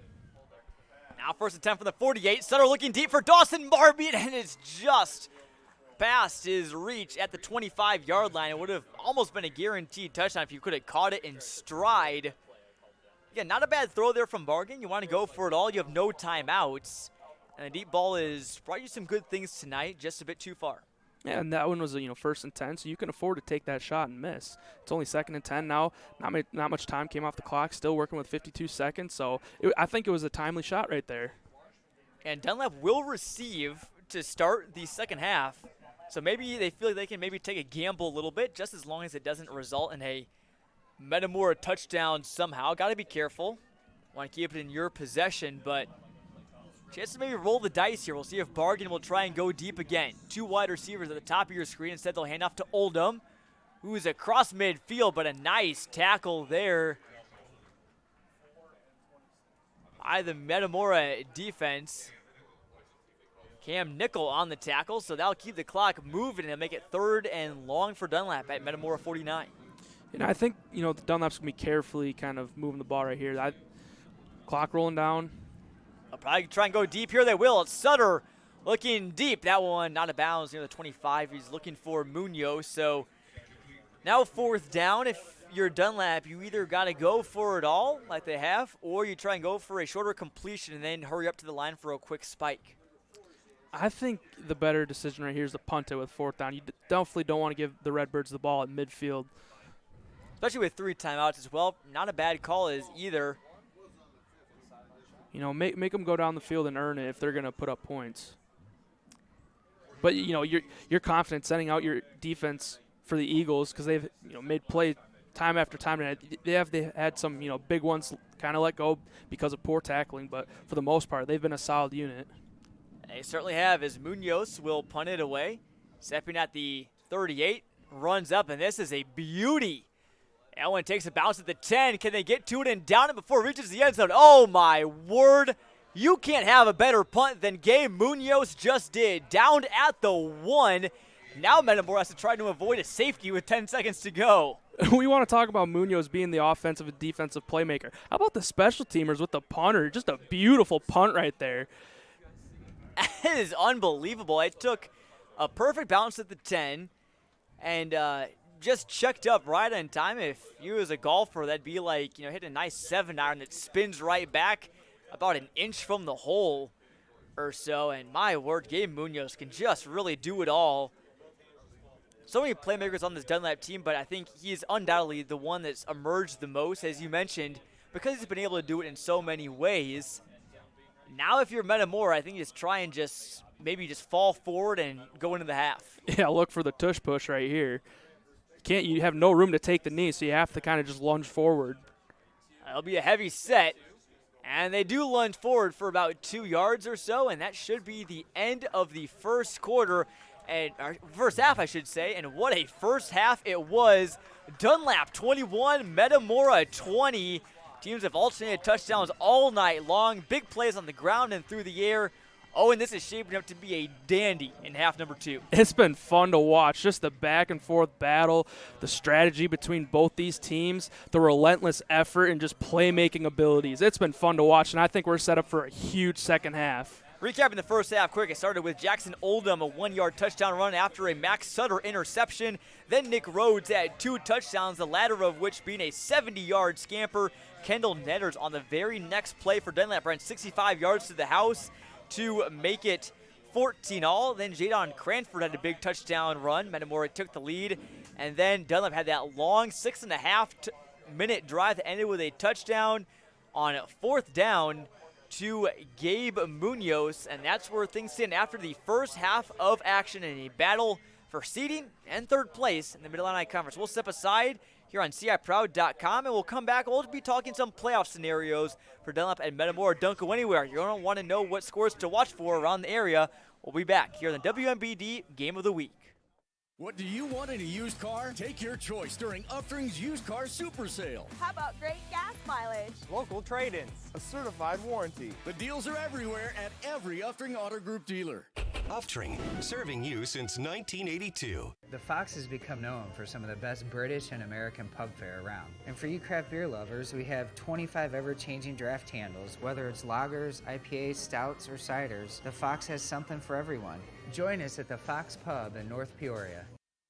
It's time to get out and about with the help of Academy of Screen Printing and Awards, outfitting you for special events, youth sports, business wear, and shirts for the workplace, and school events. Academy of Screen Printing and Awards has you covered. Let us help you today. Michael's Italian Feast, home of the best subs, pizza bread, grilled cheese, and Italian beef fry. The best pile-high subs and hot sandwiches in Central Illinois. And no one has better homemade, always fresh from the oven bread. Michael's Italian Feast.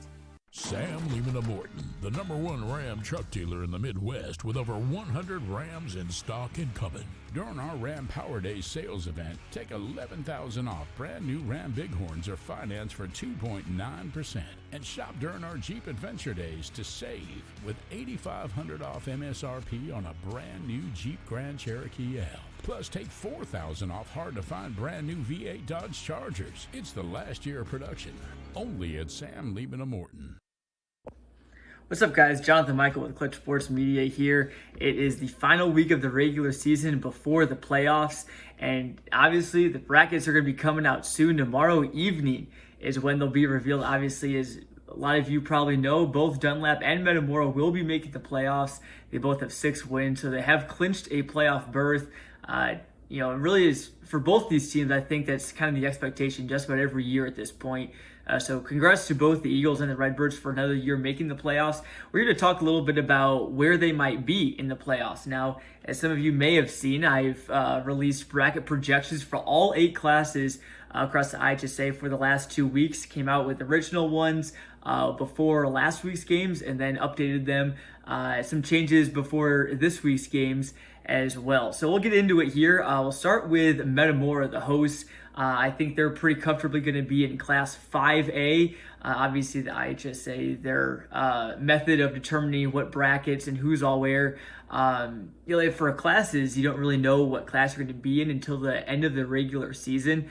They take the top 32 teams, put them in Class 8A, in terms of enrollment, I should say, and they put the next biggest 32 schools based off of enrollment, put them in 7A and so on down. However, I think Metamora is a pretty safe bet to be in Class 5A like they've been in the past couple of years.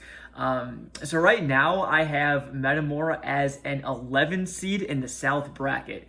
Now in the South bracket, they're obviously, they're grouped up geographically in 2 brackets of 16 teams in Class 1A through 6A.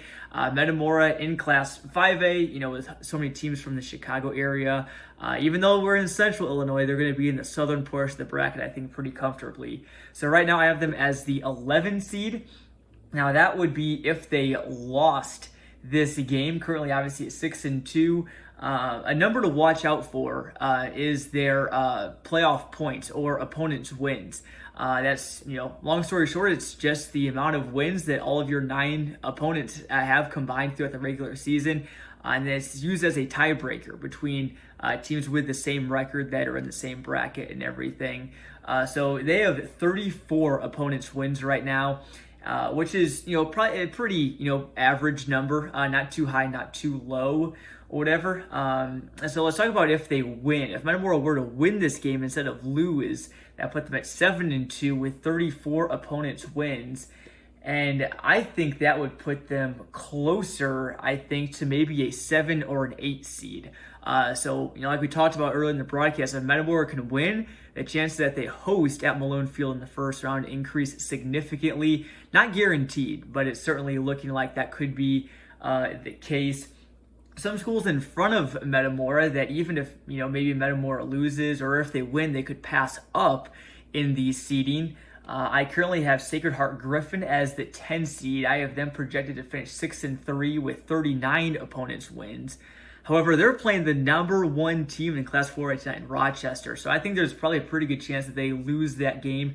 If Metamora could win, they'd obviously be a higher seed than SHG. You also have Joliet Catholic Academy and Carbondale and Peoria High and Hillcrest, which is up near the southern suburbs of Chicago. Those are all teams at 6-2. If any of those teams lose and Metamora wins, the Redbirds would pass up any of those schools that would lose. So I think, with a win, if Metamora can get some help and, maybe other teams can beat those 4 teams I just mentioned, I think Peoria, or I should say Metamora High, should be able to maybe hop up to maybe a 5, 6, 7 seed possibly. I think anything in between the 5 and the 12 seed is in range for the Redbirds. Obviously, I think they'll be an 11 or 12 if they lose here tonight. So Metamora's looking pretty good, but again, it really comes down to if they're going to win tonight to determine whether or not they will host. Now let's move on to Dunlap. I have them in Class 6A. Their enrollment increased over the offseason, and obviously, moved them up to 6A. They've in the past been at 5A the past couple years, but it's a growing school, and they're playing with some, bigger competition. However, I will say for Dunlap, Class 6A, at least by my projections, doesn't look quite as top-heavy as some other classes. There's not as many 8-1, 9-0 teams that'll, really, be a gauntlet to get through. Washington is one of those teams that I have near the top in the southern bracket of Class 6A. I currently have Dunlap. If they won this game, I'd have them at a 5 seed. Right now, they would host number 12 seed Chicago Simeon, a basketball power who's having not a bad year in football. Obviously, Dunlap's been a little bit better than them. So Dunlap, they're at 6-2 right now. They have 31 opponents win, so not quite as much as Metamora. 31's a little bit of a lower number. So if Dunlap were to lose this game and be 6-3 with 31 opponents wins, I think they would be very unlikely to host in the first round if Dunlap loses this game. I think that would put them closer, to maybe somewhere around 10, 11, maybe 12 seed territory, but I don't think I see them going much lower than a 12 at all. And some other teams to watch out for if you're a Dunlap fan, if you want a scoreboard watch a little bit tonight. You have Thornton Fractional North, kind of on the state border between Illinois and Indiana and the Chicago suburbs. They're 7-1. I have them losing to Lamont this week. However, I think on paper, Fractional North, I think is favored, but I think Lamont will pull that one out. But if Fractional North wins, I think that would move down a seed. You also have Bloomington at 5-3. They got a big game against MacArthur tonight. If Bloomington wins and Dunlap loses, that's another seed that Dunlap will fall down. You also have Glenwood sort of in the same position as Bloomington, 5-3, but could pass Dunlap if they win and the Eagles lose. I also have Blue Island, Eisenhower in that same position. Crete Monee is 6-2 right now with 36 opponents wins. So again, more than Dunlap at the moment. But they play Kankakee. Crete Monee does tonight. So I don't think Kankakee, the number 1 team in the state in Class 6A, will lose that game. However, Crete Monee is pretty good. Anything can happen. But if you're a Dunlap fan, you certainly want to keep an eye out on that game as well. Because if Crete Monee loses, Dunlap wins, and that preserves the fact that Dunlap would be ahead of them in the seeding. So long story short, I also see Dunlap sort of in the same range as Metamora, between a 5 seed and a 12 seed. We'll have to see how it all shakes out and everything. The brackets will be announced tomorrow at 8 p.m. That would be if you're watching on the NFHS network or any sort of online stream on cable TV in the Peoria area. Because of some prior TV scheduling agreements, it won't be at 8. It'll be on a tape delay. Again, that's only if you watch it on cable, on like the CW, I believe, is where it's on. That's where you can expect to find the pairings tomorrow. And the brackets, it should be really a lot of fun. I know a lot of people around are looking forward to seeing the brackets.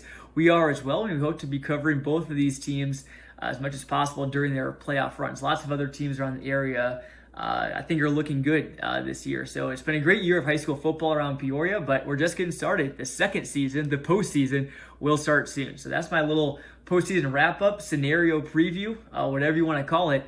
And we'll get back to halftime here between Dunlap and Metamora.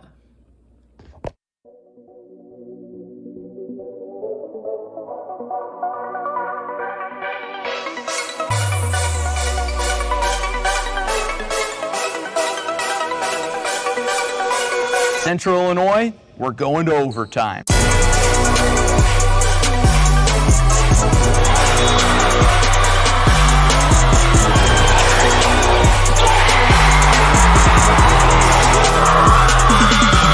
After 4 years of preps coverage in Central Illinois, Clutch Sports Media is ready for a new era. CSM Overtime. What is CSM Overtime? We're going beyond the broadcast to give you in-depth coverage of your teams, Your stories. Your stats and standings. your highlights and action shots. With your subscription, you'll get to see news and feature stories from all sports, up-to-date stats from around the area, and thoughtful analysis from our team of experts. As for our broadcast and social media coverage, it's only getting better. With your support of Clutch Sports Media Overtime, we'll continue to grow our free broadcast coverage with more sports, more games, and more innovation. And thanks to our partnership with Too Efficient Media, your social media feeds will be filled with Central Illinois' best sights and sounds. CSM Overtime will also give you access to full galleries from some of the most talented photographers and videographers in our region. As the new season approaches, it's time for more. More action. More stories. More coverage of all Central Illinois sports. It's Clutch Sports Media Overtime.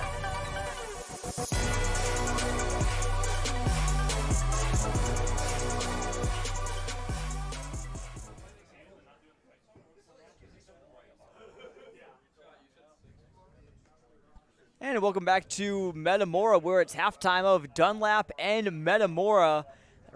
The Eagles lead 21-20 at the half. Jonathan Michael here back in the halftime booth alongside Michael Savoy, one of our camera operators, who's been braving the cold, to put it lightly, in the first half, but doing a great job down in our end zone. But Michael, you saw these two teams face off in volleyball just yesterday at a pretty special and unique venue. Yep, the Renaissance Coliseum. For anyone in Peoria that's aware, that is Bradley University's on-campus venue for their women's volleyball team and their women's basketball team. It was a very unique experience there. You know, not every high school has the opportunity to play as in the Renaissance Coliseum, any college venue in general in the regular season. Usually you'll see high schools playing college venues in like the state tournaments and stuff like that. So the atmosphere, what I saw from a neutral site game, Dunlap fans can say that's the home game because it technically was, but for anyone in that area, it is a neutral site game. The atmosphere was very electric, let's say that. Yeah, certainly, and it was a close game. Obviously, Metamora, they've been a dynasty in volleyball. Again, lots to be excited about if you're a Metamora sports fan. Football team's going to be making the playoffs. Volleyball team clinched the Mid-Illini Conference title earlier this week. They're at 28-5 on the regular season, and they had a big game against Dunlap. Although they bounced back from some early adversity, Dunlap looked like they could possibly win. They took the first set against Metamora. It was very surprising. You know, coming in, I expected Metamora to take care of business. You know, they are very, I guess you can say, dominant in the Mid-Illini. Like you said, a volleyball dynasty. So I'm expecting a 2-0 finish, you know, a very quick varsity game. But no, Dunlap came in with a mission. They realized that, you know, they can take advantage of some of the atmosphere or some of the energy they got from their fans, and it certainly showcased they can compete with the big dogs in their conference. Certainly, and it's been a good year for Dunlap as well. They, in volleyball last year, they were kind of near the bottom of the Mid-Illini. Now they got up to a 500 season in conference play, but in regular season play, they were over 500. I want to say somewhere around the ballpark of 21-12. So a very good season for them. Again, new head coach as well. Michelle Forbes has done a great job turning that program around. And for them, Tegan Sullivan, their lone senior, only one senior on the entire team, has been great this year. I mean, Michael, did you see anything out of number 2 for Dunlap? That's Sullivan for them. Yeah, I saw a great game for her. I mean, she led the team in kills with 14. That's very impressive for her. And 2 blocks, also leading the team for the Eagles. And, you know, when you play a team like Metamora, it doesn't take just one star player to control the game, even though she did really well. I'm not taking it away from her, but it takes a real team effort to beat a team like Metamora. It certainly does, and Metamora, they have a great team as well. They're led by their senior outside hitters, Esma Frieden, Izzy Vandeschraff, numbers, I believe, 9 and 10 for the Redbirds. They're having great seasons, probably going to be all conference picks. But they also have a deep roster as well. They have Avery Bedwell's playing good. You got, Addie Pasha, Hannah Yoder, and, many more people on that team. So Tara Ballard has a talented team. Metamora is looking to I think, get back to state. I think a state title is in the cards for them, and I think they certainly believe that as well. I don't know, Michael, what do you see about that Metamora team and what their ceiling could be before the postseason? I just saw a very complete team. I saw a team that, many volleyball teams, especially around the Central Illinois area, they aren't as complete. They don't have the full complete roster. What I saw from Metamora is a full complete roster with everyone doing their job.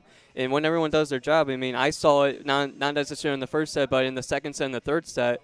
When they do their job, they're really hard to beat. They certainly are, and we have a little bit more on Metamora volleyball. I went to their game earlier in the week against Normal U-High, and Metamora, they lost that one 2-1, but Normal U-High very good as well.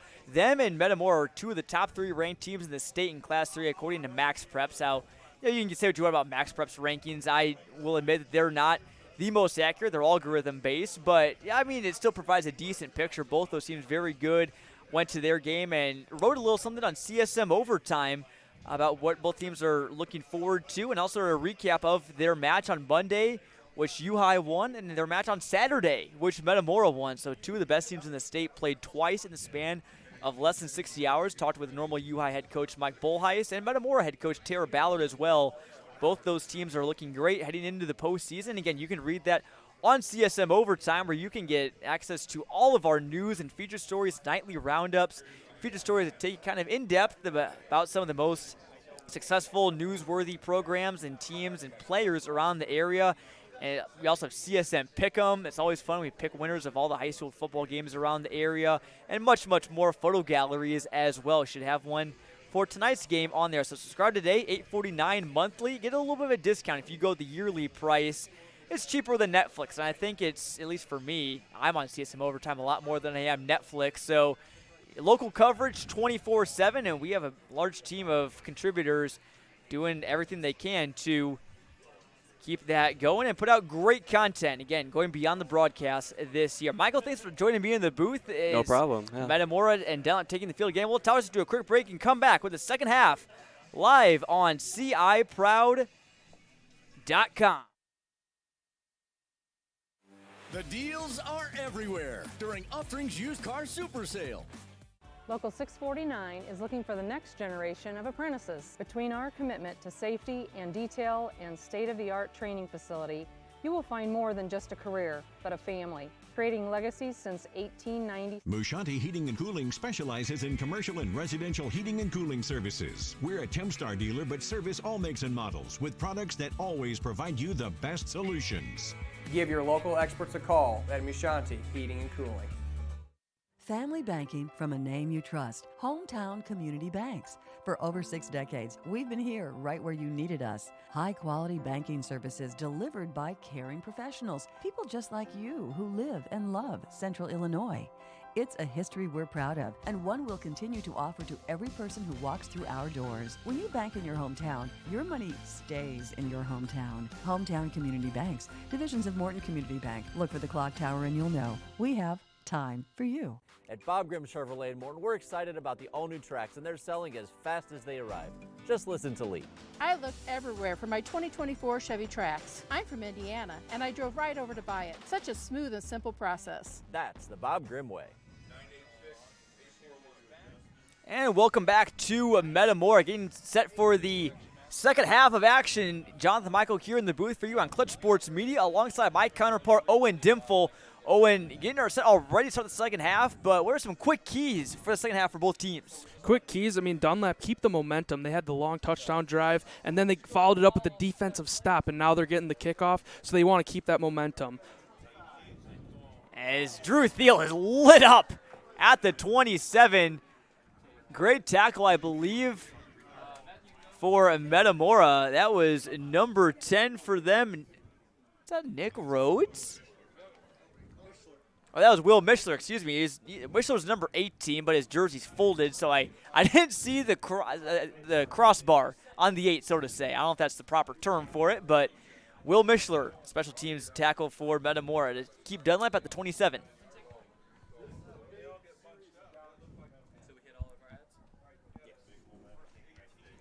Oh, 1st and 10 for the Dunlap offense, and It will be Johnny Bargan back in at quarterback. Finds Munoz on the screen. Gets past one man, but not two. Brought down by Jadon Cranford at the 30 for a short gain of 3. And I already seen them going right back to Munoz. They want the ball in his hands in the second half. Good things happen when Munoz can touch the ball for the Eagles offense. Munoz had that touchdown that stands as the go-ahead one right now. Dunlap leading 21-20 again. Other scores around the area. Washington leading Morton 28-7 last time we checked. It's now 35-7. Washington extending their lead. Looks like the Panthers have a Mid-Illini Conference title in reach. Now some other scores around the area, but first, 2nd and 7 for the Eagles. Bargan climbs the pocket, but now goes back. He's going to get brought down. Not sure that's going to be chalked up as a sack. He's back in the line of scrimmage, but nevertheless, a nice play by Adam Sloan, the nose tackle of Metamora. Adam Sloan having a great year defensively for the Redbirds. 24 tackles, 5 TFLs, so add one right there and a fumble recovery. But on that play, you saw Bargan step up in the pocket. I felt like he went to his right, but if he went to his left, I feel like positive yardage was there for him to gain. And again, Bargan and Sutter don't really, they don't really run the ball too much. Just have a handful of carries on the season, not to trust their arm more for good reason. Now 3rd and 7, Dunlap, what can they do with their first possession of the second half? And it looks like there's going to be a flag. This may be a false start on the Eagles. And Owen, those are the type of penalties that'll kill you. Make it now 3rd and 12. Yeah, we saw Marmion kind of just flinch right there on the hard count. And the Eagles don't want that. They did a better job in the first half limiting the penalties as, that hurt them in the past 2 weeks. But now you can't have your second half starting like that. As I said, you want to keep the momentum on your sideline. This is really a big opportunity for Dunlap, essentially getting the ball 2 times in a row. Obviously, they had that great punt before the half from Gabe Munoz down at the 1. But, essentially other than that little fall forward play, Dunlap ended the second half with the ball, couldn't do anything on that drive, and now looking at 3rd and long. Metamora's defense hunker down. Here's Bargan. That ball was tipped, and it hits the turf. Dunlap dodges a bullet there, and Metamora, a Redbird, one of them got their hands on that one. It'll be 4th and long. Yeah, that was Ty Dykes on the deflection right there. Just a terrific play, breaking up that pass and setting up a quick 3 and out for that Eagles offense. So Metamora's defense, we talked a lot about Dunlap's defense before this game, Owen, but Redbird's defense standing strong. Their front 7 has looked pretty good the last couple drives.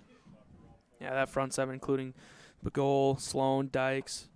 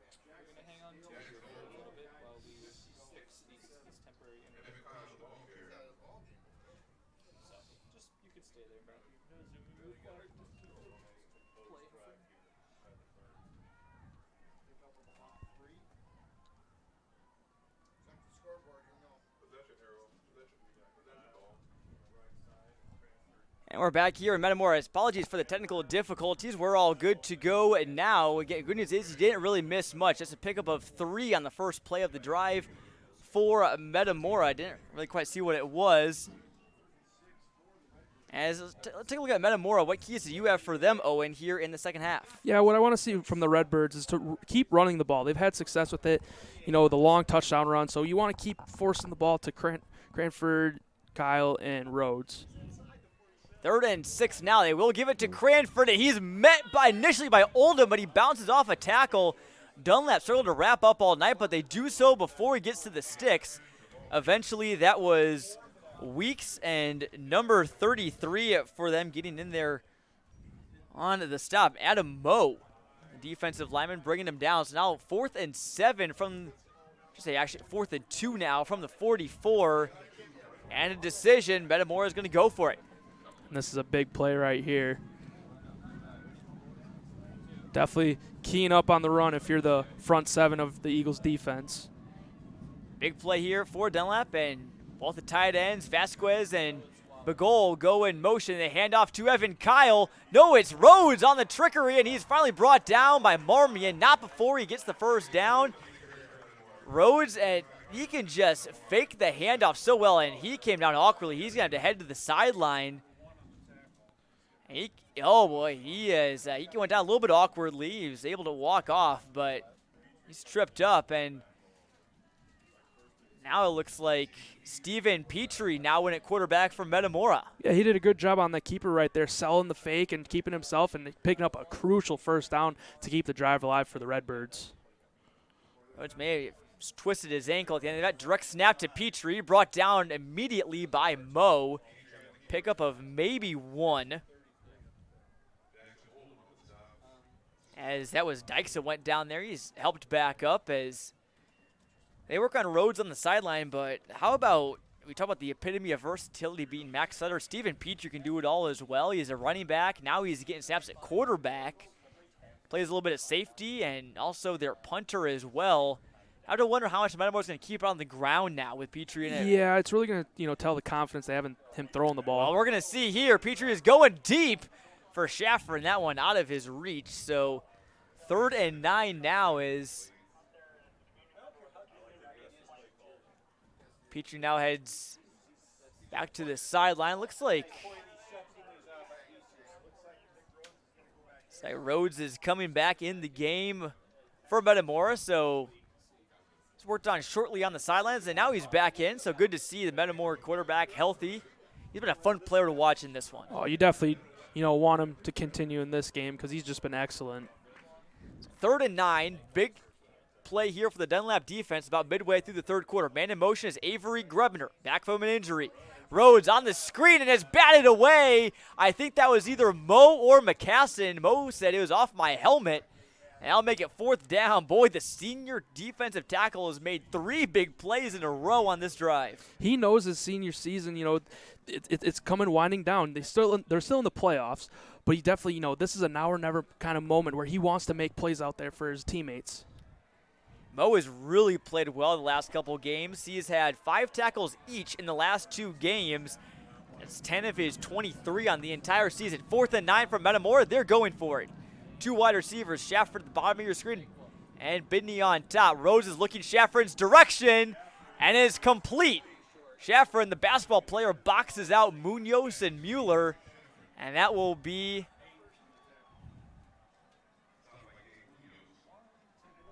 close to the first down marker, but I don't think he got to the sticks. I think it's going to be Dunlap ball.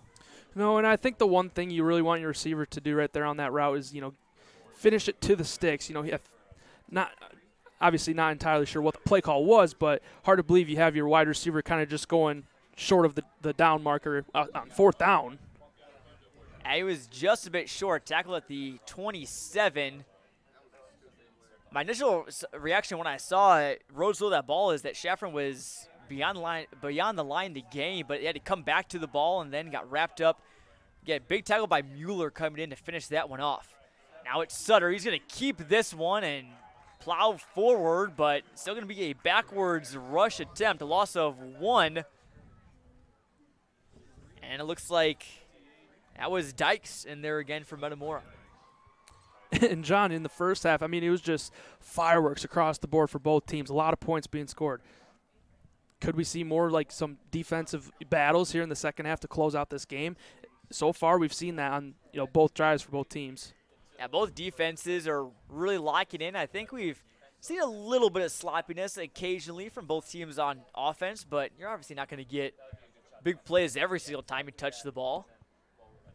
Now it's 2nd and 10 for Dunlap at their own 27. And look at his Sutter. He's going deep down the field to Munoz. That's well over his reach. Sutter's just got such a good arm, Owen, and sometimes it's just a little bit too good. That was 4 yards past Munoz. Yeah, there's definitely a pass that there's not a pass that he doesn't think he can make. And that one, even with Munoz in double coverage, he's not afraid to just let it sling to his senior receiver. And also pretty good coverage there. Metamora's secondary has stepped up big time tonight. And Munoz has struggled to find a lot of separation tonight, although he did for a touchdown. And back with about 2 minutes to go in the second quarter, that put Dunlap up 21-20. Sutter rolling out on third down. He's got a man. It's complete. It'll be first down Dunlap. And who does he find but Gabe Munoz? He says first down Dunlap. When in doubt, go to Old Reliable right there on 3rd and long. Munoz definitely ready for that one and came up big with the catch. And really what stood out, I think, about Munoz the last couple weeks is not only is he a good player, but he's a clutch player. Obviously, we love that at Clutch Sports Media. Maybe possible player of the game tonight. Who knows who our player of the game is going to be? It really is up in the air at this point. But Munoz is a player that seems to perform his best when the game's on the line. And I think the way this one's looking, it's going to come down in the last couple minutes in this one. We shall see. Oldham up the middle. He picks up maybe 2. Dunlap really, again, not really running the ball too much tonight. Not sure if they just think that, Metamora has been stopping us too much, or if they just, just want to keep going pass. Yeah, they're definitely quick to just kind of go to the pass games, but what you don't want to see if you're the Eagles is, the incomplete passes where before it was 3rd and 10 before the Gabe Munoz first down reception. You really want that run game to still open up that pass game for you. Because if you can get Oldham just, the few yards and, stay ahead of the downs, now you're going to get that front seven like, okay, now we got to key in on the run rather than let's just drop back in a pass or blitz the quarterback. Certainly is. There's a Metamora Redbird down on the field, so we'll take a brief stoppage here in the third quarter. Again, good time to remind you to head on over to CSM Overtime for all sorts of great written content from CSM. We'll have lots more coming as the playoffs come around as well. We have daily roundups with scores and highlights from around the area every single night. And then, so be on the lookout for that tonight. We'll have all the summaries of all the scores and big plays from tonight's action across the state. And also, catch that each night as well. And then also feature stories as well. We've had some really good ones on their photo galleries. And just really your one-stop shop for everything high school sports around the area. It's straight dedicated to that 24/7. We've been glad to bring that this year. Head on over and subscribe today at clutchsportsil.com/overtime. We also have basketball previews coming out here shortly. It's not too far around the corner. 2nd and 8. Here goes Dunlap. Sutter looking deep down the field. He's got Marmion. What a catch at the 24. He just went straight up and got it. That's where those box jumps come in handy. Yeah, I mean, how about the vertical on that one to go get it? Defender, he had troubles kind of locating the ball coming right at him, but, man, Marmion just went up and just took it. Brett Caslett said to me a couple weeks ago that Dawson Marmion is showing traits of a number 1 wide receiver, and not really quite sure exactly what those traits are, but I think that is certainly one of them right there, the ability to go up and get that ball. That was a rare play where Dunlap a receiver had to come back to the football rather than being led too far, and it's a bit of a risky play, but made it work. And going back to your wide receiver 1 potential, they're going to need that with Munoz graduating after this year. Marmion, just a junior, he'll have another year under his belt with the Dunlap Eagles. Sutter is flushed out. He's looking around. There's a flag down and a temporary sack at the moment. That'd be Cam Nickel if this play stands. We'll await the call. Nice sack and pursuit there from Nickel.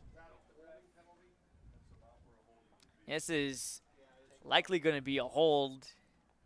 Usually when the quarterback's flushed out of the pocket like that, he's going to be a hold, but we will see. And this will be a hold against Dunlap.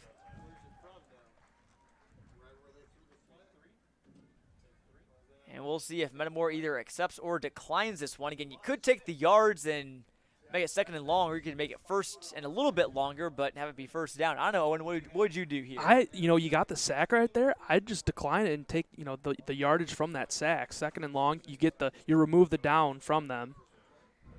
It's like Jared Grebner from Metamora is talking to see, where that hold occurred. Obviously, holds are a little bit more of spot fouls, especially after the kind of play breaks down. We're looking to see where this one's going to be spotted. The referee's doing a good job here tonight. It's been lots of odd plays. We saw it a lot near the end of the first quarter.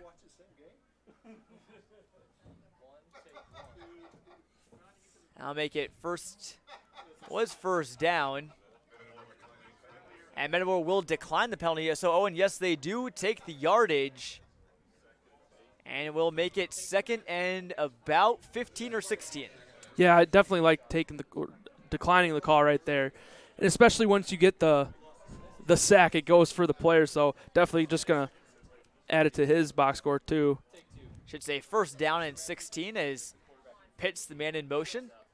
And Sutter will keep it. Breaks free past the initial line up to about the 26. Gain of about 4. That'll make it third and long. And another third and long, John. So it's kind of the same spot, though, that Dunlap, got back in the first half. They got to the red zone, and we were like, can they convert here? Third and long, and then got that touchdown pass to Gabe Munoz.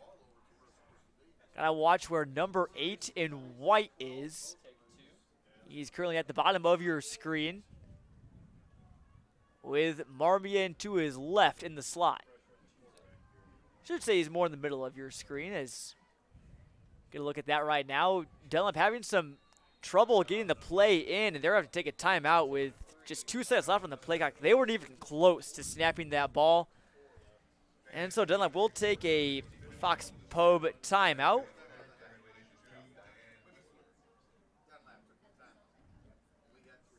So Dunlap now is 2 remaining in the second half. And 2:54 left to go here in the third quarter. This third quarter is flown by a lot. You feel like if Dunlap can score here, it'd be huge. It wouldn't put Metamora out of it by any means at all. But going up by a touchdown, a lot better than leading by 1 point.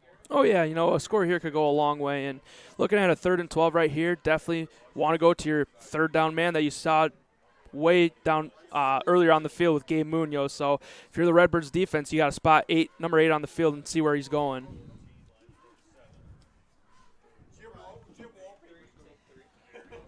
Now it'll be 3rd and 12 from the 26 again. So see what Brett Kaslick drew up in the timeout. My guess is it will be a pass, but never know. Maybe they go off balance. It's Rankin, number 11 in white, with Munoz and Marmion in the slot.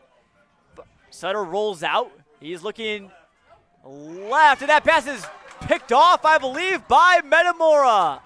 What a big play. That's Cam Nickel, the junior linebacker, and that stops the Dunlap drive dead in its tracks. Cam Nickel once again making a huge play tonight. The Eagles, I should say, they were looking like they were going to, put up more points on the Redbird offense, but the Redbirds just find a way to make a play when it matters and now put the offense back out onto the field. Albeit not in great field possession, but you do get the ball back and you keep Dunlap at 21. Yeah.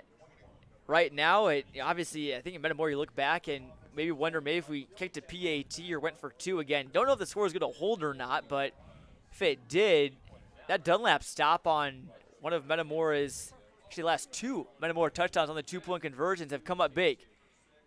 Now here's Rhodes handing off to Evan Kyle, a pickup of about 3 or 4 on first down.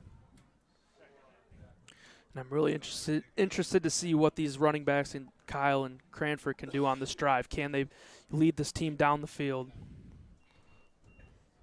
It's a long field ahead, but they've had some big plays. Rhodes had that 70-yard touchdown run. Cranford had a long one as well. So now Rhodes in the shotgun. He's got Kyle in the backfield. He'll drop back to pass. He is looking long. He's looking for Bidney. And in coverage, there is no flags on Kendall Netters.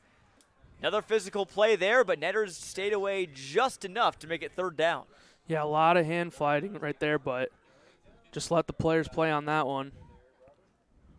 Seen a lot of plays where both Nick Rhodes, Johnny Bargan, Max Sutter have looked for the deep ball. I think both teams are really looking for that jolt of momentum to kind of, energize your team, energize the fans. It's been a great crowd here tonight at the game, but there hasn't been much score. I haven't seen any massive cheers. Last couple of minutes, it's been quiet since the 2-minute mark of the second quarter. No scoring. Big third down here for the Dunlap D. They'll go on the ground. It's Cranford. He gets a block, and he's close to the sticks. He's across them, and he keeps the drive going. What a run from Jadon Cranford. It seems like every time Dunlap tries to bring him down, he just eludes them and picks up the first. He's a player that's just relentless. He's not going to go down, and that just another great play, getting to the outside edge and just beating everybody. I mean, throughout the night, we've just seen his elite speed just go running past everybody for first downs and for touchdowns. That's why you can't let him go, and you got to bring him down right away, because once he does get away, he's so hard to catch, and we saw it there on his long touchdown run earlier. Had a nice hole from the offensive line, but it was virtually untouched. Now for the 23, they'll keep the drive going with Evan Kyle. Flag flies, and Kyle's got a first down, but not sure if this play will stand. My initial gut feeling is this may be a hold on the Redbirds. Yeah, you see a run like that wide open on the side. There's a reason why that got wide open, and have a feeling this one's going to be coming back for the Redbirds. I think both teams have split their flags tonight pretty evenly. I think been flagged both a handful of times. And again, we mentioned, Dunlap wanting to cut down the penalties. I think they've had, less than they have in previous weeks, or at least not at the most crucial moments. And Metamora's had a couple back-breaking penalties tonight. They had a pass interference as well that set up a Dunlap drive deep. So we have a final. Washington is your Mid-Illini Conference champions. They defeat Morton 42-21 to finish their conference slate 7-0, 8-1 overall. Panthers in the mix to be the number 1 seed in their bracket in Class 6A. Dunlap defense comes away with a stop. Jadon Cranford was brought down. Looks like Mueller got in on the tackle. Just Mueller again in on the tackle. I mean, he's been all over the place tonight for Dunlap. Alongside his counterparts, Joe Weeks and Adam Moe. They've been just a great front seven right now for the Dunlap. Yeah, Mueller, Weeks, and Sutter started the game very loudly. I think the first couple plays of the game, each of them had at least 2 big plays about 5 minutes into this one. They've been a little bit quiet since as Rhodes finds Eden Cote out to the outside. He breaks his tackle, breaks 2. Dunlap is sort of to wrap up tonight, and they only get an extra 2 yards, but that's something you got to work on in practice this week, I think, at this point. Yeah, I mean, it's gotten better as the game has progressed. The earlier touchdown runs, I mean, those were, they're just sloppy on defense, just slipping. But that time, they're not quite getting the initial tackle, but it's that kind of group tackling, flying to the ball with all 11 helmets to the ball. So that's a positive sign on it. That is true. There's been a lot of white helmets with golden metallic wings. I'd say probably one of my favorite helmets of any school in the Peoria area. This is probably going to be the last play of the third quarter. Rhodes is in trouble. He's flushed out. Now he's going to throw it deep. He's looking for Shaffron, and Munoz had it in his hands, but then Shaffron took it away at the 40. How about that broken play resulting in a first down for Metamora? Oh, my goodness. I mean, just Rhodes thrown across his body, first of all. What a throw on that, but then Shaffron just showing the arm strength to just rip that ball away. What a play for Metamora. And that's a big one, too, here going down to the end of the third quarter. If they can take that into the fourth quarter, who knows, Metamora might retake the lead in this one. Shaffron's got a 9-inch height advantage on Gabe Munoz. Used it there, and he's got to rip the ball away from him. Looks like Munoz was going to come away with his second or third pick of the year. That will end the third quarter scoreless, and quarter number 3, we have a 1-point game heading into halftime, and in an important battle for seeding heading into the IHSA playoffs. We'll be back after these messages on CIProud.com. The Jansen Law Center has protected Illinois citizens for over 40 years with regard to dangerous drugs and has taken on the largest pharmaceutical companies in the world, and have won cases for Illinois residents. Jay Jansen. One name says it all. Welcome back to Malone Field, where the Dunlap Eagles lead Metamora 21-20 at the start of the fourth quarter. 12 minutes to decide a winner here. Overtime still on the table as well. This one got a late start. Who knows, though, and then we could be playing deep into the night the way this one's going. The difference maker in this one so far for Dunlap, that touchdown for Gabe Munoz and the extra point by Nick Bueller proving to be big right now, and Metamora's driving. Yeah, I mean, first half just complete opposite of what we saw in that third quarter.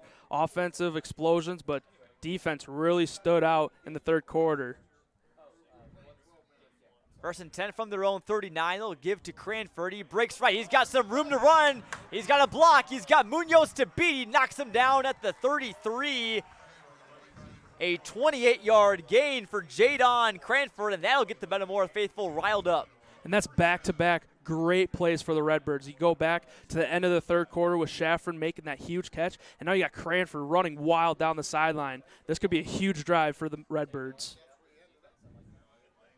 Down to the 31-yard line now are the Redbirds.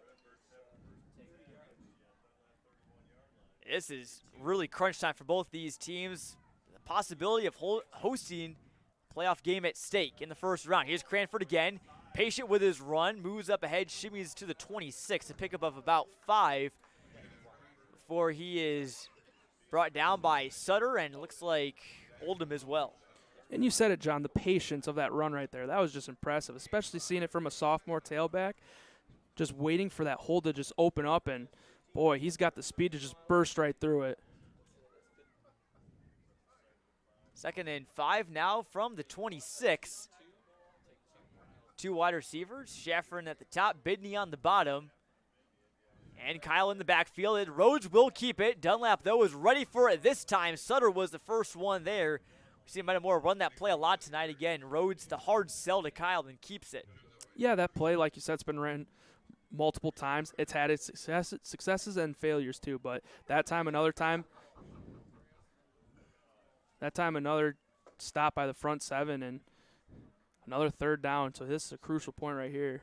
Sutter's played a real good game defensively as well. He's been good at quarterback and made some big tackles on D. So now 3rd and 5 from the 25. Certainly 4-down territory if you're Metamora as we approach the 10-minute mark of the fourth quarter. As this Dunlap defense have another stop in them. They'll run it with Kyle. He stopped initially and picks up about 2. Again, another great push from the Dunlap defensive line. I think this fourth quarter is really going to be decided in the trenches, Owen. It really is. I think that's a common trait you can see in close fourth quarter ball games. The turnovers and the trench play, that can really usually tell who's going to come out on top. And whoever's got the bigger, feistier offensive line, I feel like is going to come out victorious and flying high. Turnovers and trenches. TNT. The ending of this one's going to be dynamite. 4th and 2. Now at the 23, Metamora faithful are stomping their feet. Cranford will hand off. No, he's going to keep this one. He's swinging out to the outside. He doesn't have enough space to get away from Munoz, or he does. Now he's brought down in the Dunlap defense. Dazon McCaston in the 4th down stop. What a play by the Dunlap defense. I thought Rhodes was actually going to hit the corner and get the first down, but it looked like he kind of just went backwards again, and that just kind of killed him right there. And just another huge fourth down stop by the Eagles defense. That's going to be a loss of 7 for Metamora. They needed to get 2, and McCaston's at 25 tackles coming into tonight. That may have been his biggest one so far. Dunlap takes over now on the 30. And there's still plenty of time right here. Redbirds can find the stop on defense like they did in the third quarter, so they're definitely still in this. Eagles will hand off. Here's Netters, and he breaks free. Can't get past Cam Nickel, though, and Netters wanted that one to go for 6. He said, man, I was so close. But a big run for Dunlap, and just in the span of 2 plays, the momentum has shifted big time over to the Dunlap side. Another big play by Netters. It's just who's going to lead this backfield on this drive? Are we going to see more netters, or is it going to be Oldham? I think both could equally take on the responsibility. I think so, because Oldham is kind of your eat up some yards, eat up some clock type of guy. Netters is your big play back, and you could really go either way. It just kind of depends on what Dunlap wants to do, if they want to stay aggressive or just try and play keep away. They'll hand off to Netters again. He gets some nice pushes up to about the 49, but still a good play from the Metamora defensive line.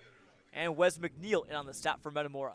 And going back to your previous point, I think no matter which route you want to take, the number one priority is ball security. You cannot let that ball, leave your hands, hit the turf, or even if you're going to decide to throw it into the coverage. So no matter what option you choose here, the Eagles are going to have to protect this ball because they have the ability to just drive down this play clock.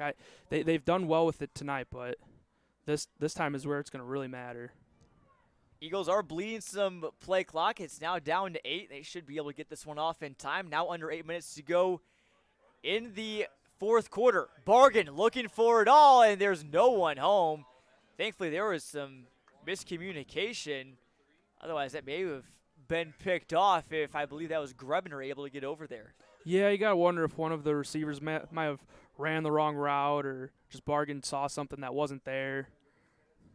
Definitely could have been a lot uglier than a incomplete pass for sure. It's been feast or famine for the Dunlap passing game tonight. They've been able to complete it. It's been for some big plays, but incompletions have set them behind schedule a couple times as well. Now instead of running it, maybe picking up a couple, making it third and medium or third and short, now third and long. It just puts you in obvious passing downs where the edge rushers of the Redbirds can just go after Bargain back there. 3rd and 9, play clock down to 11. Now down under 10. Big 3rd down and 9, and 4 wide receivers for Johnny Bargain. He's got Oldham in the backfield in pass blocking. Bargain looking, he's being pressured, he's brought down. Ty Dykes got him at the 40, and Metamora will get the football back. What a play by Dykes. I mean, he was in there before on the defensive stops, and yet another defensive drive where he is finding his way to the football and making plays. What a play. And that's a big one, too, to get the ball back with 7 minutes in the fourth quarter. He beat Pierce Morrison off the edge, and you mentioned it, Owen. Great opportunity now for Metamora to possibly take the clock way down. Could be the game-winning drive. Can Dunlap's defense hold fast as well? Munoz, we saw him boot one down to the 1. I'd be impressed if he could get it down to the 1 this time. That one a line drive, brought in at the 22. Here's Cote on the return, out across the 30. Moves past an ankle tackle, and he's pushed back to the 30. So 70-yard field coming up for Nick Rhodes and the Redbirds, Owen. This is crunch time. Can only afford maybe one more empty drive at most, you feel like? Yeah, one at most. But with the defensive battle going back and forth here in the second half, you just never know. It obviously, if you're Coach Gerbner, you want this drive to be a 6-minute, 57-second drive with points on the board. Metamora hasn't had a long scoring drive tonight. The longest one's been Dunlap. They had one at 6 minutes and 39 seconds. As Rhodes will keep it. Nice pickup of about 6 yards. You'll take that. I think Metamora may try to keep this one on the ground as much as possible. Don't turn it over. We've seen Rhodes throw a pick earlier tonight to Max Sutter on his first attempt at the game. Since then, though, he's been nice. Yeah, definitely going to see a lot of ground and pound from this drive for the Redbirds. It's just a matter of who will run the ball. Is it going to be Cranford, Kyle, or Rhodes? There's Cranford in the backfield with the H-back A.J. Stone doing some blocking for him. Cranford runs into a wall at the 37. Pickup of 1, but a great push there from McCassin in the defensive line again. And once again, McCassin just creating havoc at the line of scrimmage. Now 3rd and 4. Approaching the midway point of the fourth quarter. No scoring in the second half. After the points came fast and furious in the second quarter, has been a defensive battle since. Metamora needs the 40. It'll be set third and a slightly long 2. 3 wide receivers, Rhodes in shotgun. He's looking for Schafrin and is almost picked off. Max Sutter, or Mueller read that really well. There's going to be a late flag. Munoz in coverage on Schafrin. That one came in late. It looks like Metamora is going to get a first down out of this. Yeah, they're going to get a first down, but I was very shocked that 3rd and 2, they decided to throw the ball. If you're going to throw it to someone, you might as well throw it to Schafrin. He's your kind of your safety blanket. And he's had a good night, too. Some big catches from him, and who knows, maybe he has some more big catches later on in this game.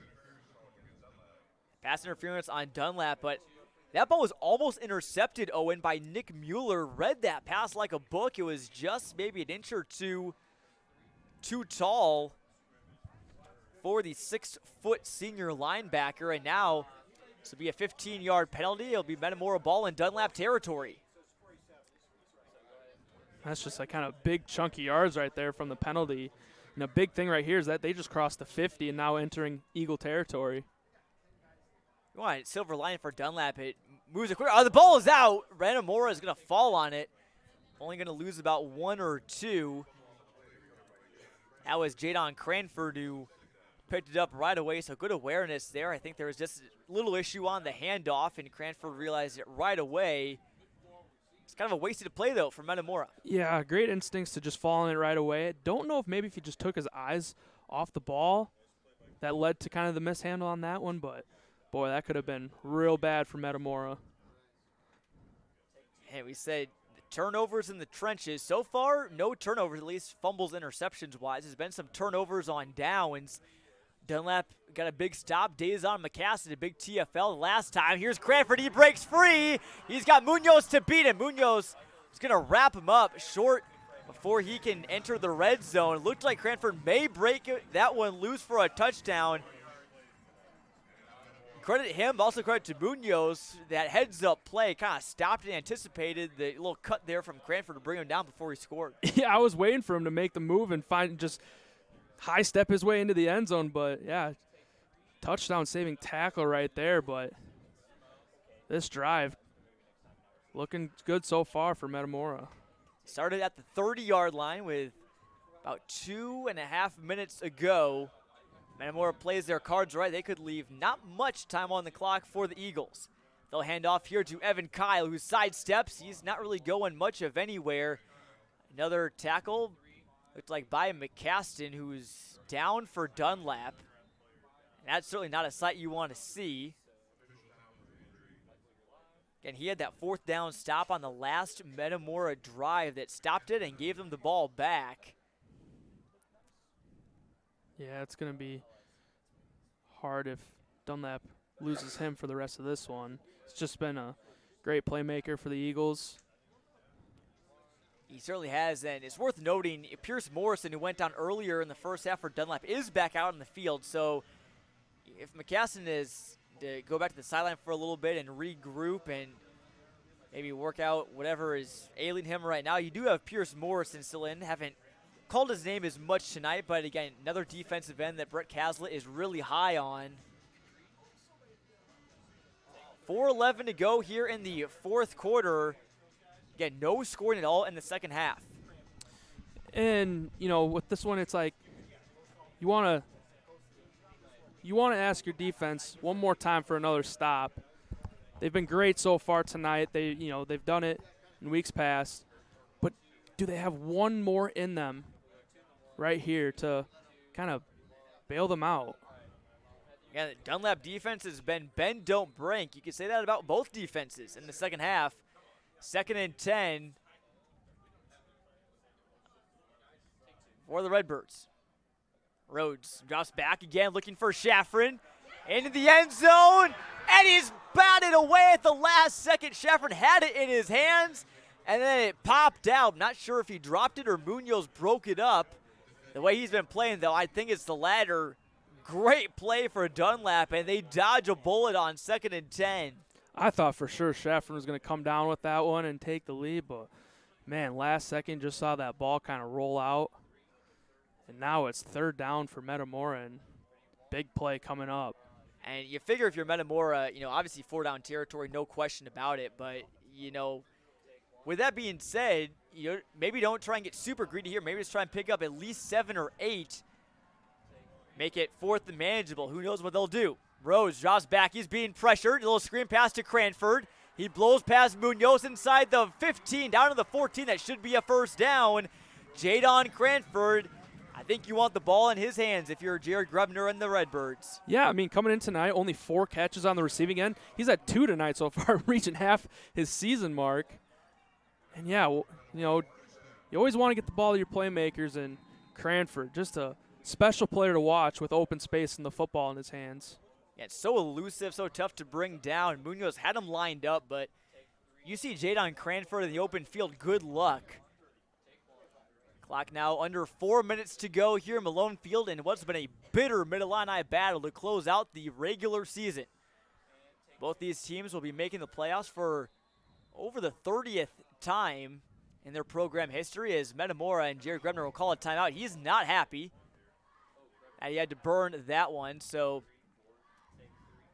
1st and 10 now. If, Owen, I think if you're Metamora, ideal situation is to get the first down, but don't get a touchdown. But if you have open grass, I think you got to try and just score because you obviously need the points. You can't get too cute playing with the clock, I think. Right.